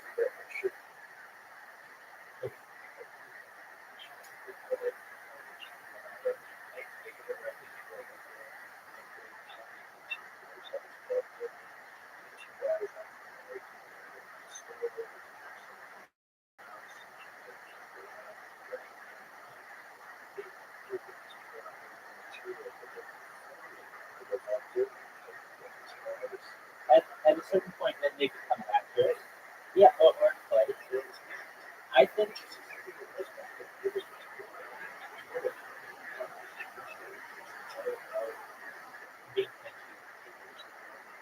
Yeah.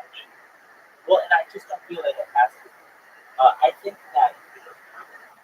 that if you had, they wouldn't do it because they would think that they were being taxed. But I think it would be actually quite intelligent and high ground to, if somebody were like, hey, we're going to do I Didn't Get Started, who's on first, and we're going to perform it. And people, I think, would fucking love it, actually, because they would know the references. Baseball is still relevant, and so they would get all of that. And then they get to see their people who they admire on stage doing it.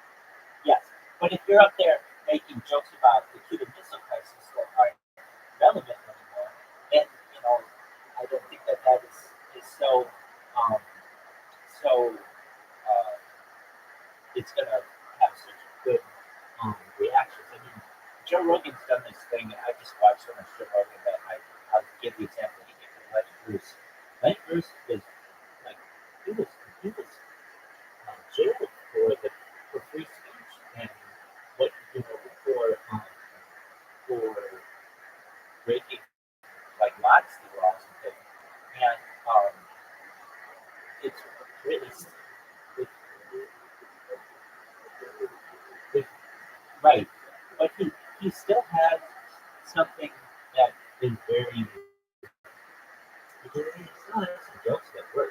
Some of them don't, but some of them do. He's got this one. I mean, I guess it works. I think it's still funny, and many people today it's still funny. Like basically, I'm not going to address this, but so you make being gay illegal, right? Well, I guess it's not illegal nowadays, but you could say like back in the day, they used to make being gay illegal. So let me get this straight. You're going to take a guy who likes to fuck other guys, like put him in a place with only guys. What are you doing? I mean, it's just like, it, right? And that can get some, you know. I feel as like if you give credit to anyone, it's almost like when you're writing a book and you reference something and you put it in bibliography. If you, or the word cited, if you reference something like, hey, this is, I'm going to do the 7 things that you can't say on television, and and as like a shout out to George Carlin, and then you do it and you can do it well, people will fucking holler. People would love that. Why? Because that makes creativity. Number one, you have to memorize something. 2, you have to actually like the punchlines and everything. And 3, people haven't heard it in 50 years. So that's exciting to them. They feel.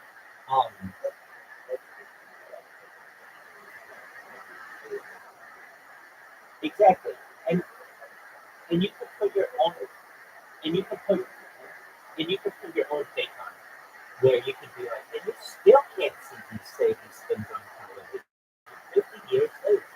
Isn't that something that you can say? You can watch somebody get beheaded on the internet 100 times. They will put that in your algorithm. They'll put that in your in your feed. Yet you can't say tits on television. Like that's ridiculous. And I don't know. I mean, there are ways to put a modern twist on it, but the thing is, if people don't do this, then nobody's going to go back and watch old George Carlin unless they're really a comedic historian or Lenny Bruce or um, Joan River.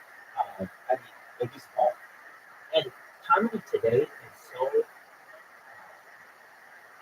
Everybody wants to be edgy. I just think it's far too racial and people just play on stereotypes, and to me, that's not really funny. Like, we all know what all the stereotypes are on it, so you know, let's move on from that. Like I watched Kill Tony, and I watched it last night. I, I realized that it's not. It's not. I don't want to say it's not funny. It is some aspects of it, but it's the same shit. It's like pretty poor comedians who go up and do their minute, and then they just interview them and shit on them and do all kinds of other things. And I feel as if there's it's really hard to be funny in just 1 minute and just come up with banger after banger after banger. If that's what you're going to do, then that's what you have to do.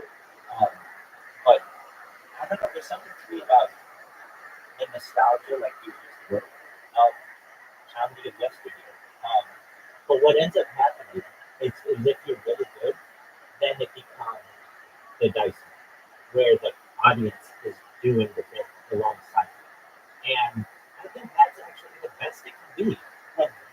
When you are so fucking low that they know what you're gonna fucking say, and they don't give a shit. They want to participate. Okay, I mean that's cool. I mean, like at that point, then you're as big as they're gonna fucking be. If you're doing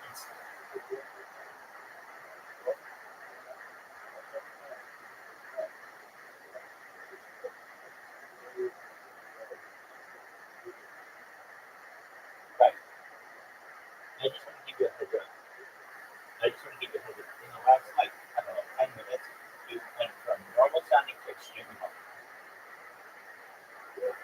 Oh, now you're perfect. Now you're perfect. Now you're perfect. Yeah.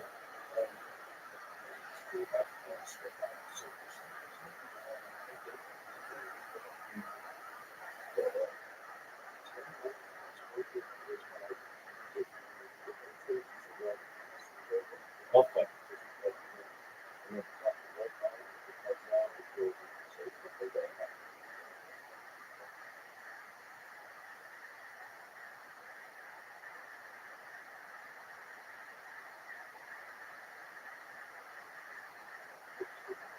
Yeah. Okay. So talking. So talking if you can. Yep. You're much clearer now. Yep.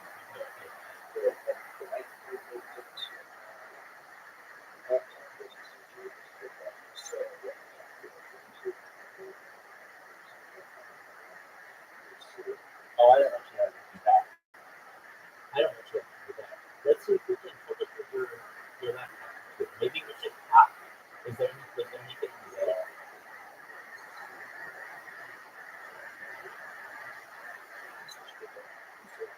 Oh yeah, it's really good.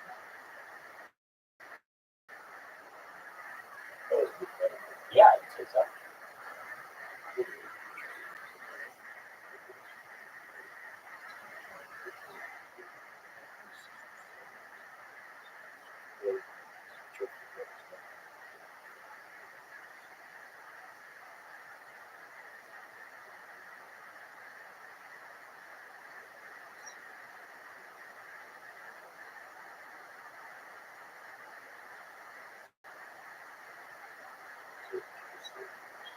Yeah, there is. It's you go to voice and video, and then there's a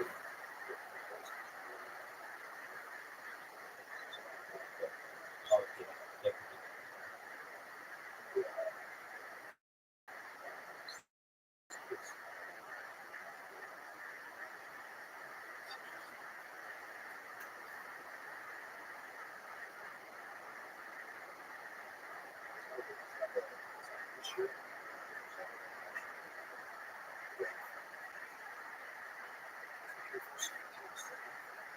I, but your phone's gonna die, or it's got a battery and everything. Well, if you can you try it from your computer? Just try it from your computer.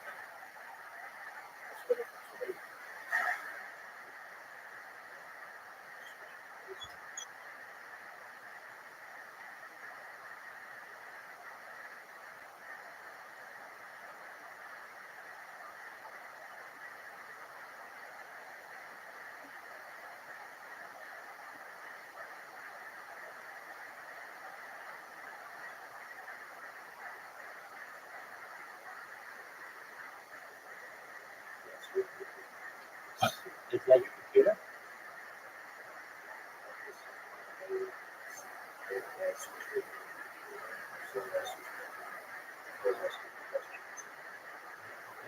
Well, it should. Okay, so then let's figure it out. Right? But I mean, basically, it's the easiest at the time.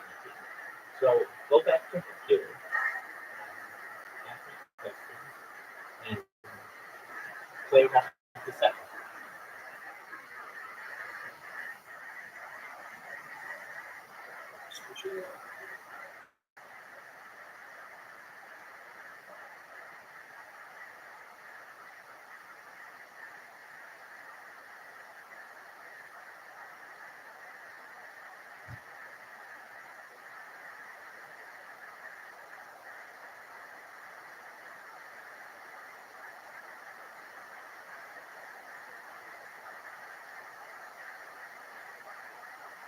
If anything, close this for the and I'm sure you know this spoken in topic as green right? So you'll be able to know if you don't do it, right?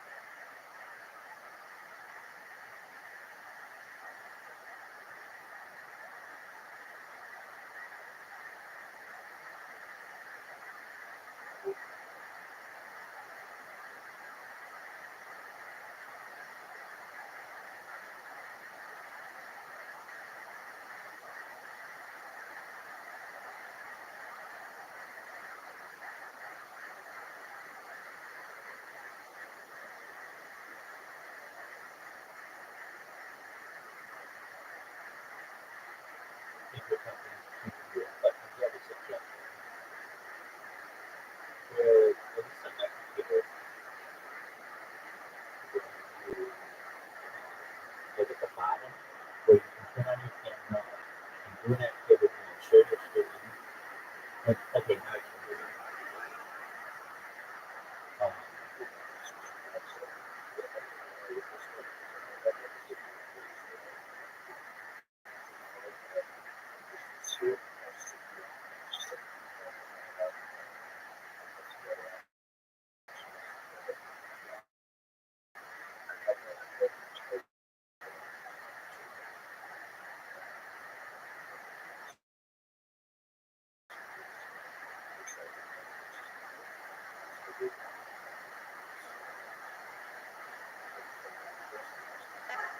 you would just work that's a good one.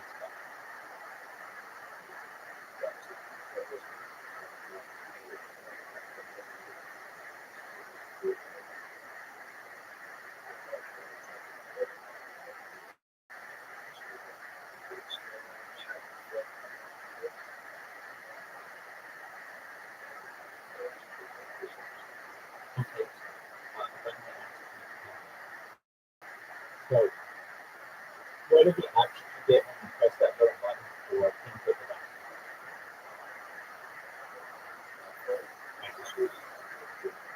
Right. What happens when you use that?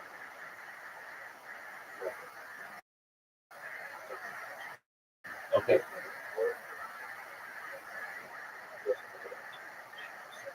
If I if I may ask, when's the last time you restarted the computer?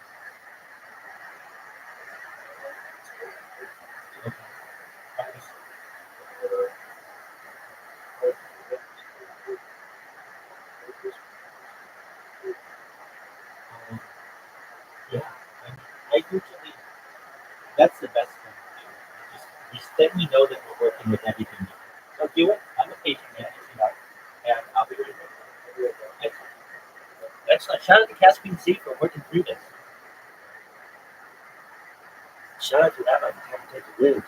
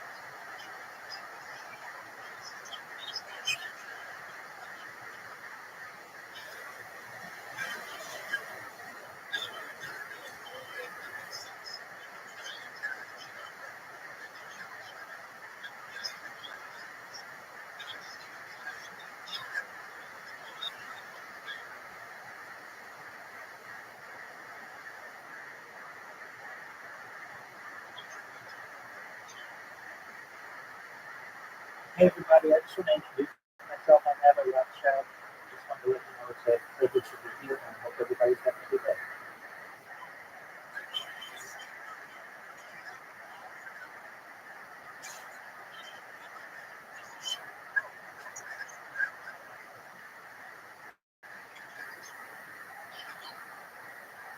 Shalom, my friend.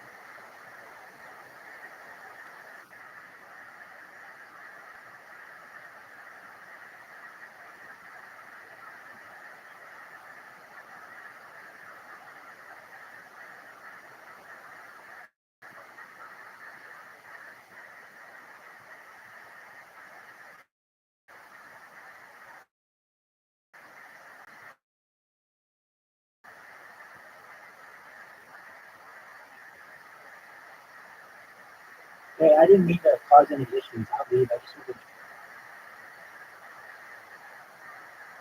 to... There he is.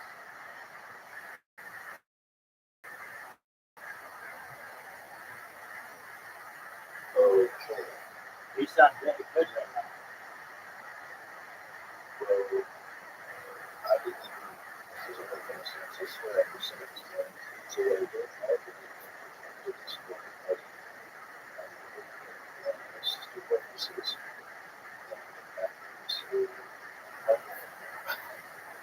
shut down the microphone this time. The phone was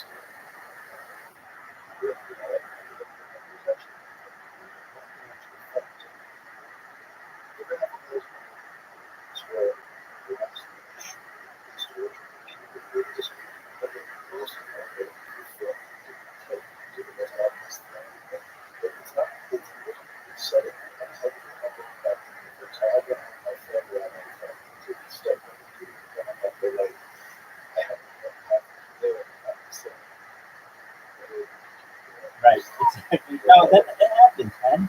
I did that with my... I did...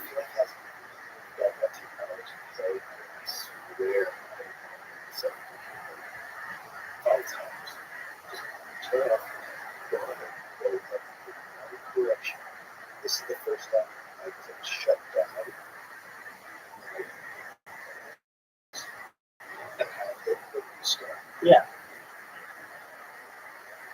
This is the first time that I've actually been full shutdown on the start. But I never started with the long previous windows. I never do that. I never open it. I never did the previous.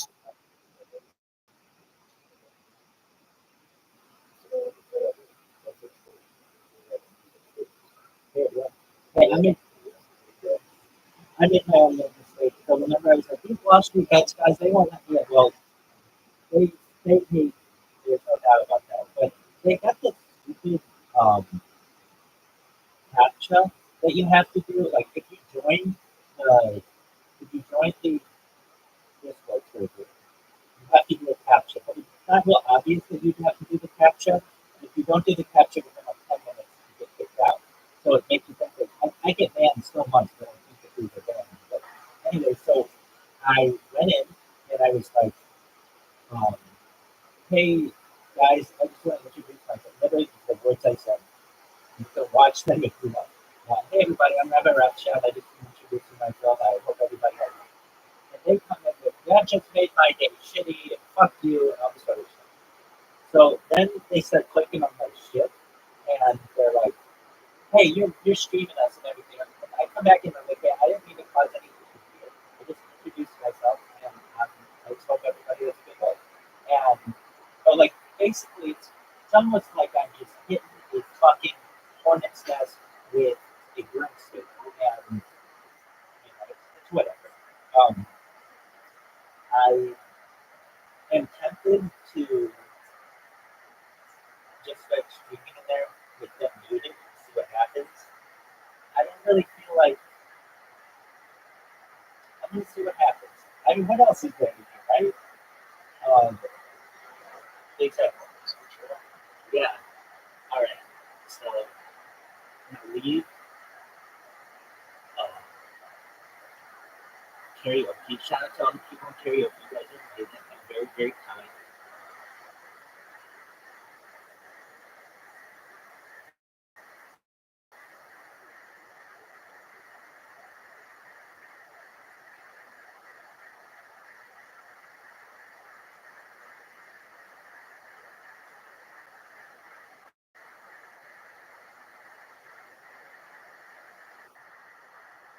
The second I went in, they let's see if this is right. They booted me.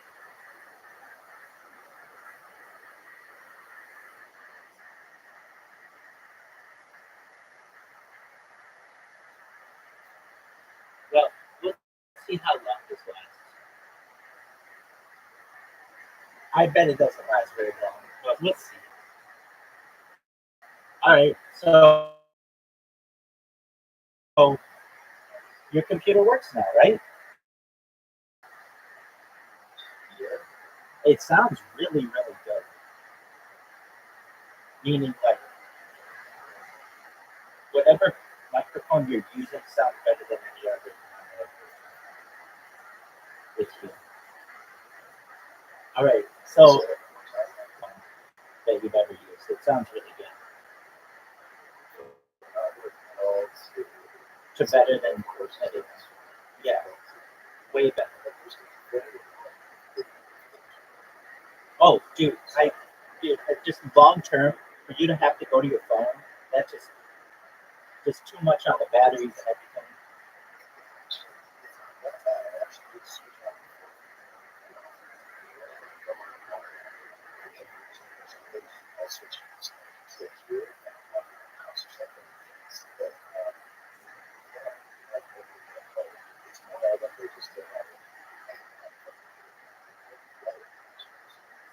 Yeah, definitely. All right, I'm gonna give myself 10 minutes of these guys. I don't even know if they'll tolerate me for 10 minutes, but we'll see. Um, People are just so mean on me. I don't. No one would be that. No one would be that mean to you if you like. If you want, like literally, if I walked into a Starbucks or a a coffee bean and tea leaf, and just went, "Hey everybody, I just want you to know that what my name is, and I hope you're all having a good day."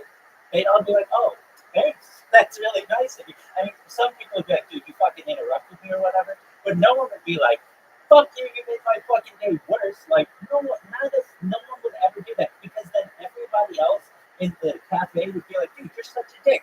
This person just introduced themselves and just waved that they're nice and they're not bothering us anymore. What the fuck is your problem?"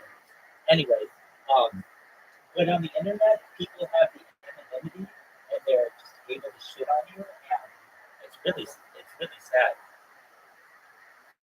I I I don't even know. They're gonna get me for something. I don't know what it is. I'm ready for it. There are a lot of people in here though, so that's good. But literally, all I did was just introduce myself. They're like, "Fuck people."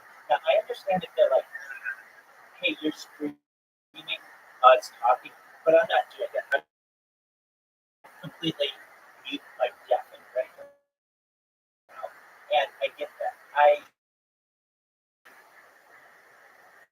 It's kind of one of these things that I feel like, dude, if you're on the internet and the platform says that it's a public platform, then at any given time you have to think that somebody may be streaming whatever it is. But I get it too that some people still think that they have privacy on the internet. And so at least with these people that the thing that's allowed me to be able to sing karaoke with these people is I've been using headphones. So I know when it's my turn. And then and then I sing and then if they ever look at my streams, they recognize that hey, he's not streaming what we're saying. And I get that. But I almost think that it's like what do you do? What do you say that you don't want? I don't know the whole world to hear. I get it. There are some things, but it's like, well, then you should be saying it if you think it's so. If you think it's so bad. I mean, like if you're letting cuss words or whatever, uh, like, and there's also an argument I think that can be made, a very, very, very good argument, to say that microphones are everywhere in society. We talked about this, those gunshot microphones that can hear like very, very, very loud. So at any given time, like you can't be off mic. Everything everywhere is being picked up. So to me, it just depends on how good your technology is. But anyway, with that being said, I haven't been kicked out yet, which is a wonder. It's an absolute wonder. I'm really shocked that they just didn't come after me. But that's cool. I mean, I'll just I'm gonna I'm gonna stream um, C-SPAN or not C-SPAN, CNBC. Just just one moment, because that's like a thing that I could do. I feel like that helps their community.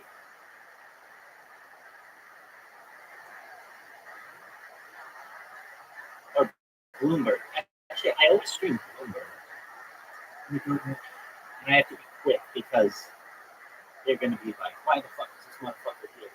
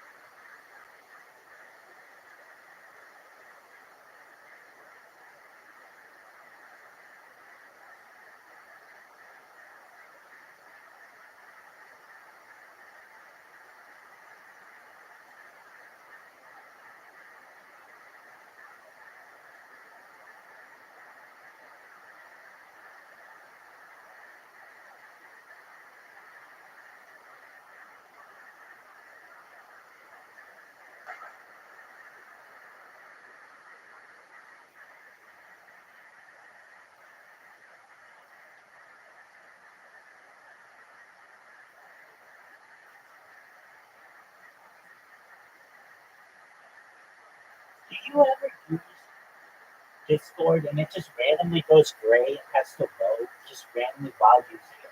What the fuck? Who built software like this? I know.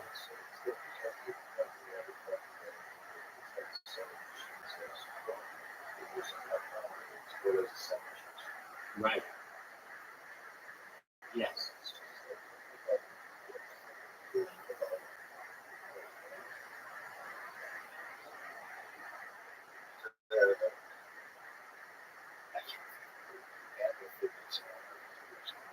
Right. And in the RAM, the, it's just, it's incredible to me that they build this software. Well, I don't blame them as much as I blame the hardware makers as well, because we're not seeing the types of improvements we need. Hardware makers know that these programs are getting heavier and heavier and larger, but they don't give you as much RAM, they don't give you as much storage space. And I don't know, just to me, it doesn't make a lot of sense. But I, um, I'm gonna actually shut off my camera in here, and just because when I turn my camera on, I become the fucking show, and then I'm an easy target. But if I just go in there and just stream Bloomberg without my camera going, then it's like, okay, well, this guy's just streaming fucking financial information. This is Wall Street bets. This is exactly what you should be doing. You literally shouldn't be in here talking about how much weed you smoke and how many chicks you banged. That's all cool. I'm cool. If you want to talk about that, I'll listen. That's fine. But this is really about, and these guys are in here playing video games. It's like, you're not even in finance. Like, if you're really into finance, you are watching Bloomberg all the time, and CNBC and Fox Business, and you're watching TikTok. And that's what you should do. So I feel like where I run into a lot of issues is where I just leave my camera on and fall asleep. And then it's very easy for someone to just be like, oh, I'm going to ban this guy. Why? Because he's asleep in here. And even though it doesn't say you can't sleep on cam, it's just a weird thing to do, so I'm going to get rid of it. But if I go in here and just have my mic off, I'm deafened, and I just stream Bloomberg Business, that's got a chance. That's got a chance. Not saying it's a great chance, but it's got a chance. So let's see how that goes.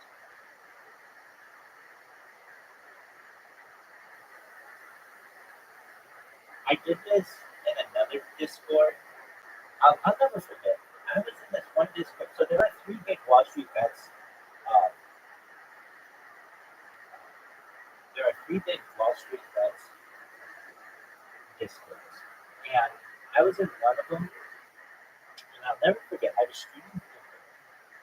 And I was just sitting in bed, streaming Bloomberg. And this guy, this fucking British guy comes in. Nothing against British people, but fuck this guy.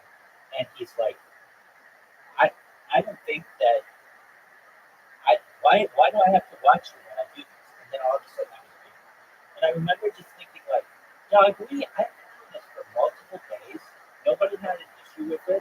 And this one person comes in and is just like, oh, I don't like this one. And I just think that frankly it's too much power that we give to people.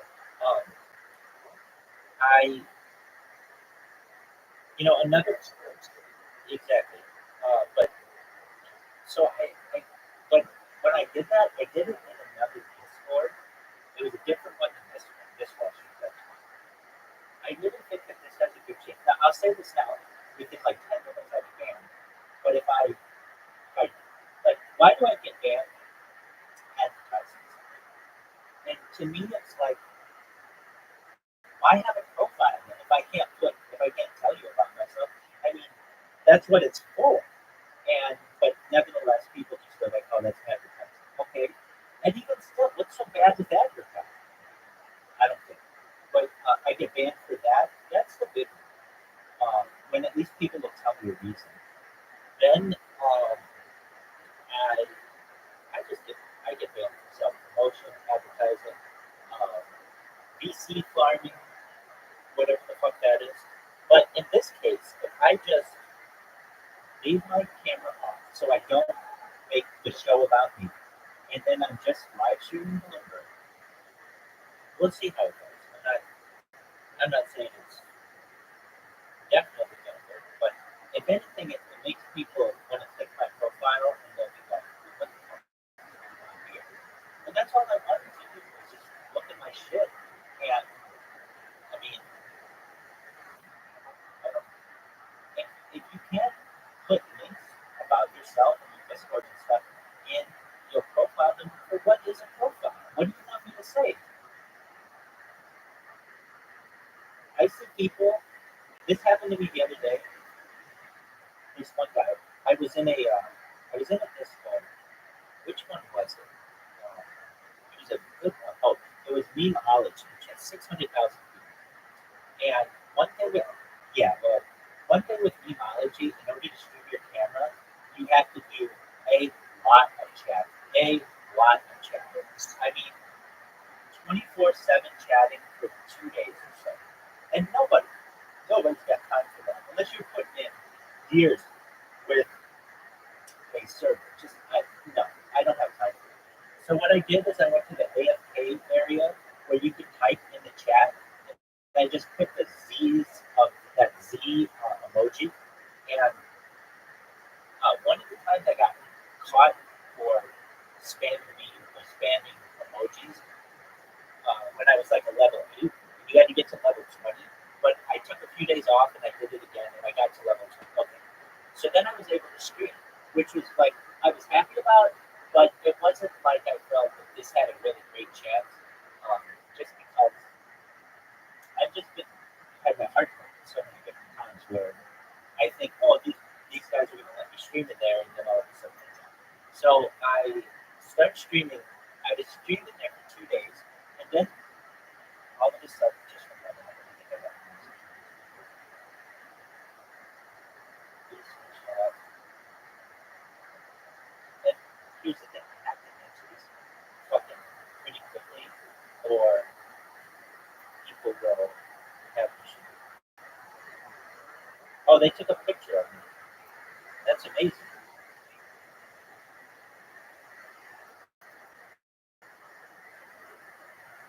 Thank you.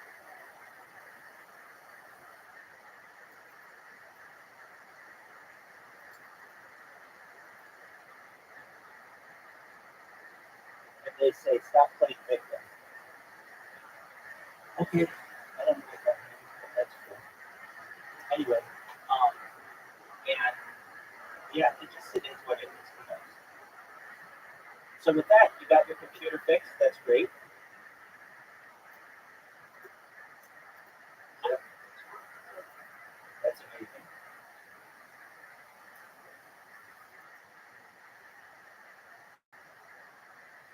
So this guy says something really neat. I'll let them do it. Kill his kindness.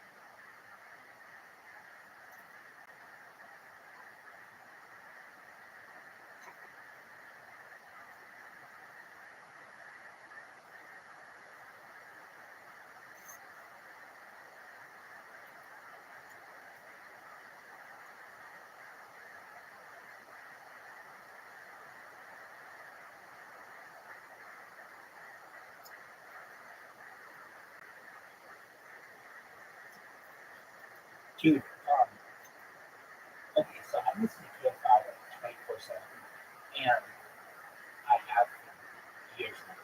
And I've gotten pretty knowledgeable of who works on their news team and all these other things.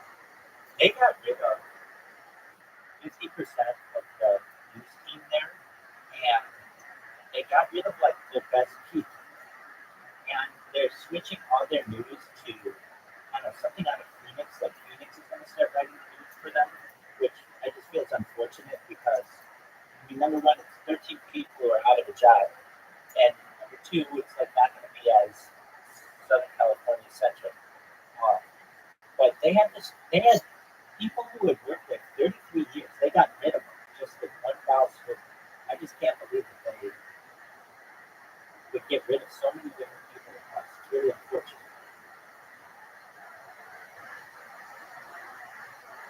I guess whatever it is to appease the stockholder stuff. Stockholders.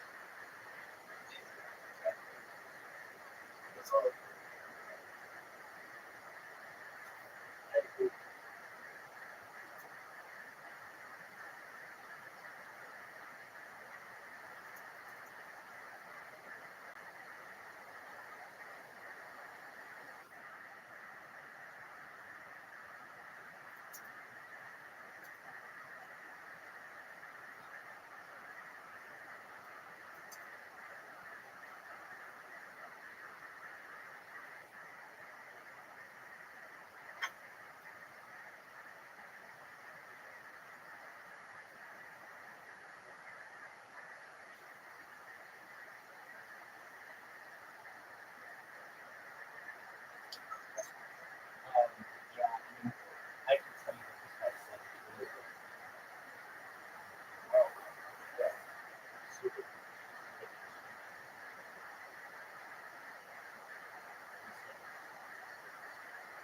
they took a picture of me, and I said thank you.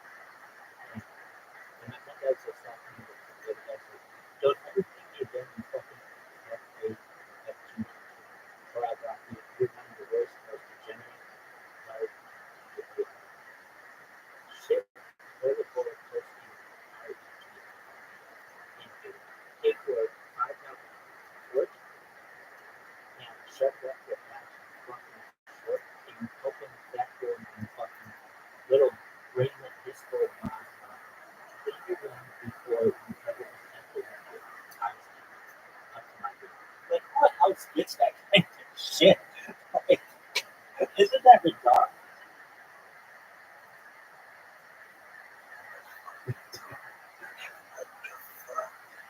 Why would you like? Why would you want those people on your list? If so, why would you let them treat other people like that? I don't understand. I mean, if you have the ways they can treat them, that's just really mean. Anyway, I just let it roll off me like water off a duck's back. All right, it's Joe Rogan time. Let's see what Joe Rogan's got to say about these fucking.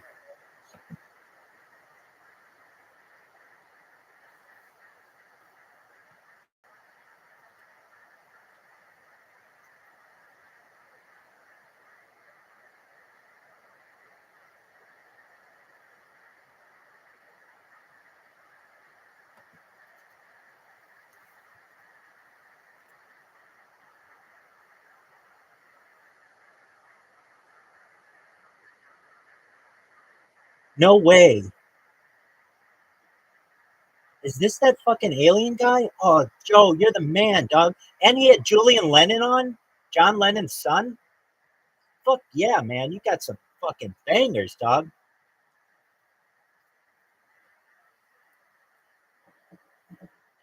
Joe Rogan podcast, check it out. Check out Rogan Experience. Train by day, Joe Rogan podcast. All day. Hello. Good to see you again. What is the latest in the world of life? Other than the fact you're about to have a child. Congratulations on that. Thank you. What you wanted to talk to me about this traumatic situation, and I've become very concerned. I don't understand what's going on. I think there's a bunch of different narratives, and some of them are very scary. The scariest one that I've heard is that the drones are looking for gamma radiation because there's a missing link. Yeah, let's address that first. Please. So there has been a lot going on. I made a next post about this yesterday to try to assuage some fears. I saw it, but I purposely didn't read it. I wanted to get it from you. Yeah. So, I've had the privilege of interacting with a lot of government organizations over the past few years as I've been digging down this rabbit hole. Law enforcement at a federal level, DOD, executive branch, legislative branch, and some of the folks that I've come in contact with, they specifically work on weapons of mass destruction. And so that's their job. So if there's a loose nuke in the United States, among other agencies, they would be some of the people that would be sitting in a skiff for 24 hours a day trying to figure out where it is and to go get it, right? So you can imagine that would be the number one priority. Right? So I engage with these folks. I ask them, what's the sense here? People are kind of starting to panic a little bit, and this message is getting out there more and more broadly. And they assured me that's not the case, that there is not a loose nuke or other type of weapon of mass destruction that these objects, whatever they are pursuing right now. Otherwise, they would be working in the skiff nonstop to make that go away, and that problem go away. So, that's part of why I have a high confidence level that this is not a response to a massive imminent, weapons of mass destruction threat on the eastern seaboard. So I just want to try to dispel that right now. I've seen a lot of talk on that online. And I don't, although this is I think a dangerous and scary situation that's going on right now, at least from that particular angle, that's not the indication that I've received. So how would they persuade you? Just by saying that's not the case? Or have they given you any information that leads to this conclusion? They would be the people actively working it. essentially, right? So And they're not working, right? So the government is holding back that secret from the direct resources within the government that are responsible for finding these systems, or they're not working actually because there's an issue that not working. so the thing that I heard was that it was a missing nuke from Ukraine. And if that was the case, what could they do? Is there any truth to this idea that we have the type of drone capability that we could send these things out, they would search for gamma radiation, and they'd be able to find a nuke? Is that So there are teams that respond to those types of potential emergencies, typically within the Department of Energy. Having potentially hundreds of drones flying around trying to identify these isn't necessarily the best way.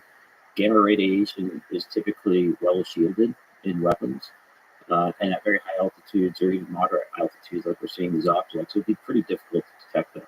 And the way that NIST, DOE typically operates in this environment is ground-based teams searching for radiation itself. So it's not necessarily consistent with how they would do it to begin with. And then based off of that other information, that's what leads me to believe that's not the case. well? That makes me feel better.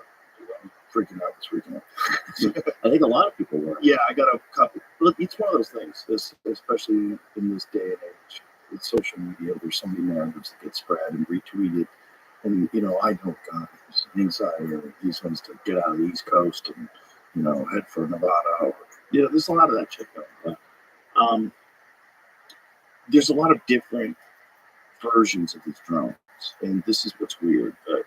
If they weren't ours, if they're not ours, you would think that they could just track them and find out, well, where are they landing, who's got them, how are they being used, is it RFI, like radio frequency, is it some sort of a different technology that's allowing them to pilot these things, what is it? Yeah. They'd be able to tune into that and figure it out, right? So how come no one's been arrested? How come no one's been caught? How come they haven't, tracked these things down to the source? Yeah, so there's a lot of good questions there. Let me back up by starting with the fact that this started about 2 years ago, at least. So Not like this. a little bit like this. Really? So, In this volume? not in this volume. That's the differentiator right there. But so Langley Air Force Base, you might be familiar with the fact that they had drone incursions of an unknown type, unknown origin last year. That happened during about a 2.5, 3 week period right before Christmas. Right where we are now. That also happened the year before over Langley. Unknown objects operating over the base. They couldn't tell where they were going. They were unprepared for them. Same period of time, 2-3 weeks before Christmas. This is year 3, right? And they were expecting them to come again for the third year in a row over Langley. And there was, some effort put forward to be able to better understand these when they came back. And they did come back, but they came back in a much wider swath, right? Now we have them all over New Jersey, all the way up to Massachusetts. And it's hard to tell exactly what the quality of reporting right now, because it seems to be, the bigger the story gets, the more people are just looking up and seeing anything and pointing it out. But there are reports from Texas to Florida to California, Ohio, Minnesota, Pennsylvania. I mean, it's not just New Jersey itself, it seems. And even the Wright-Patterson Air Force Base was shut down for a drone incursion just this last Friday, a couple of days ago. So this isn't just a one-off event. It is in the sense that it's so large and so many people are paying attention to it. But this has been occurring for at least 3 years around military bases, and that's nothing to say with the incidents that we were seeing over the Eastern Seaboard and other training ranges that fighter pilots were seeing as they were doing their operations. So I'm a little hesitant to link it to the full story that we've been having here, this full conversation, but at least for 3 years this has been occurring. So, kind of getting back to your question, why can't we do more about it? It's a hard problem, I think, for a number of reasons. It's hard, but it's very solvable, right? I think this can be solved. We can solve it. But right now, kind of the word on the street is that these objects appear to be coming from over the ocean. There's senior congressmen, there's Coast Guard personnel, there's law enforcement that are seeing a large number of these come from somewhere over the ocean. I don't know if that means necessarily they're popping out of the water physically, or if they're coming from some unknown location in the water and then proceeding coast. I don't know how that relates to Ohio. That's a pretty long trip if they are coming over the ocean. And from the videos I've seen and the conversation I've had, they are detecting these objects through kind of normal mechanisms like radar systems, optical camera systems. They are flying very low. In some cases, they seem to be operating as a group in the vicinity of each other, flying past each other, flying very close to each other, and proceeding to do whatever they are that they're doing. It's an unknown right now if they are emitting energy or not. So, like radio communications or their own maybe active sensor systems. It's unknown. I've poked on that front, and best I can tell, the government doesn't know either. That seems so weird that they don't know that. How would you feel if incognito mode came out with a year-end wrapped list? Would you be proud of that list and post it on social media? Probably not, unless you were smart and used ExpressVPN. See, the problem is that incognito mode doesn't actually keep your browsing history confidential. But with ExpressVPN, 100% of your online activity is encrypted and rerouted through secure servers, so your private browsing history is exactly that, private. ExpressVPN doesn't keep logs either. In fact, their server technology makes it so they literally can't keep logs. That's because it runs on volatile RAM memory that never writes to disk. ExpressVPN received hundreds of data requests last year. Can you guess how many resulted in exposed customer data?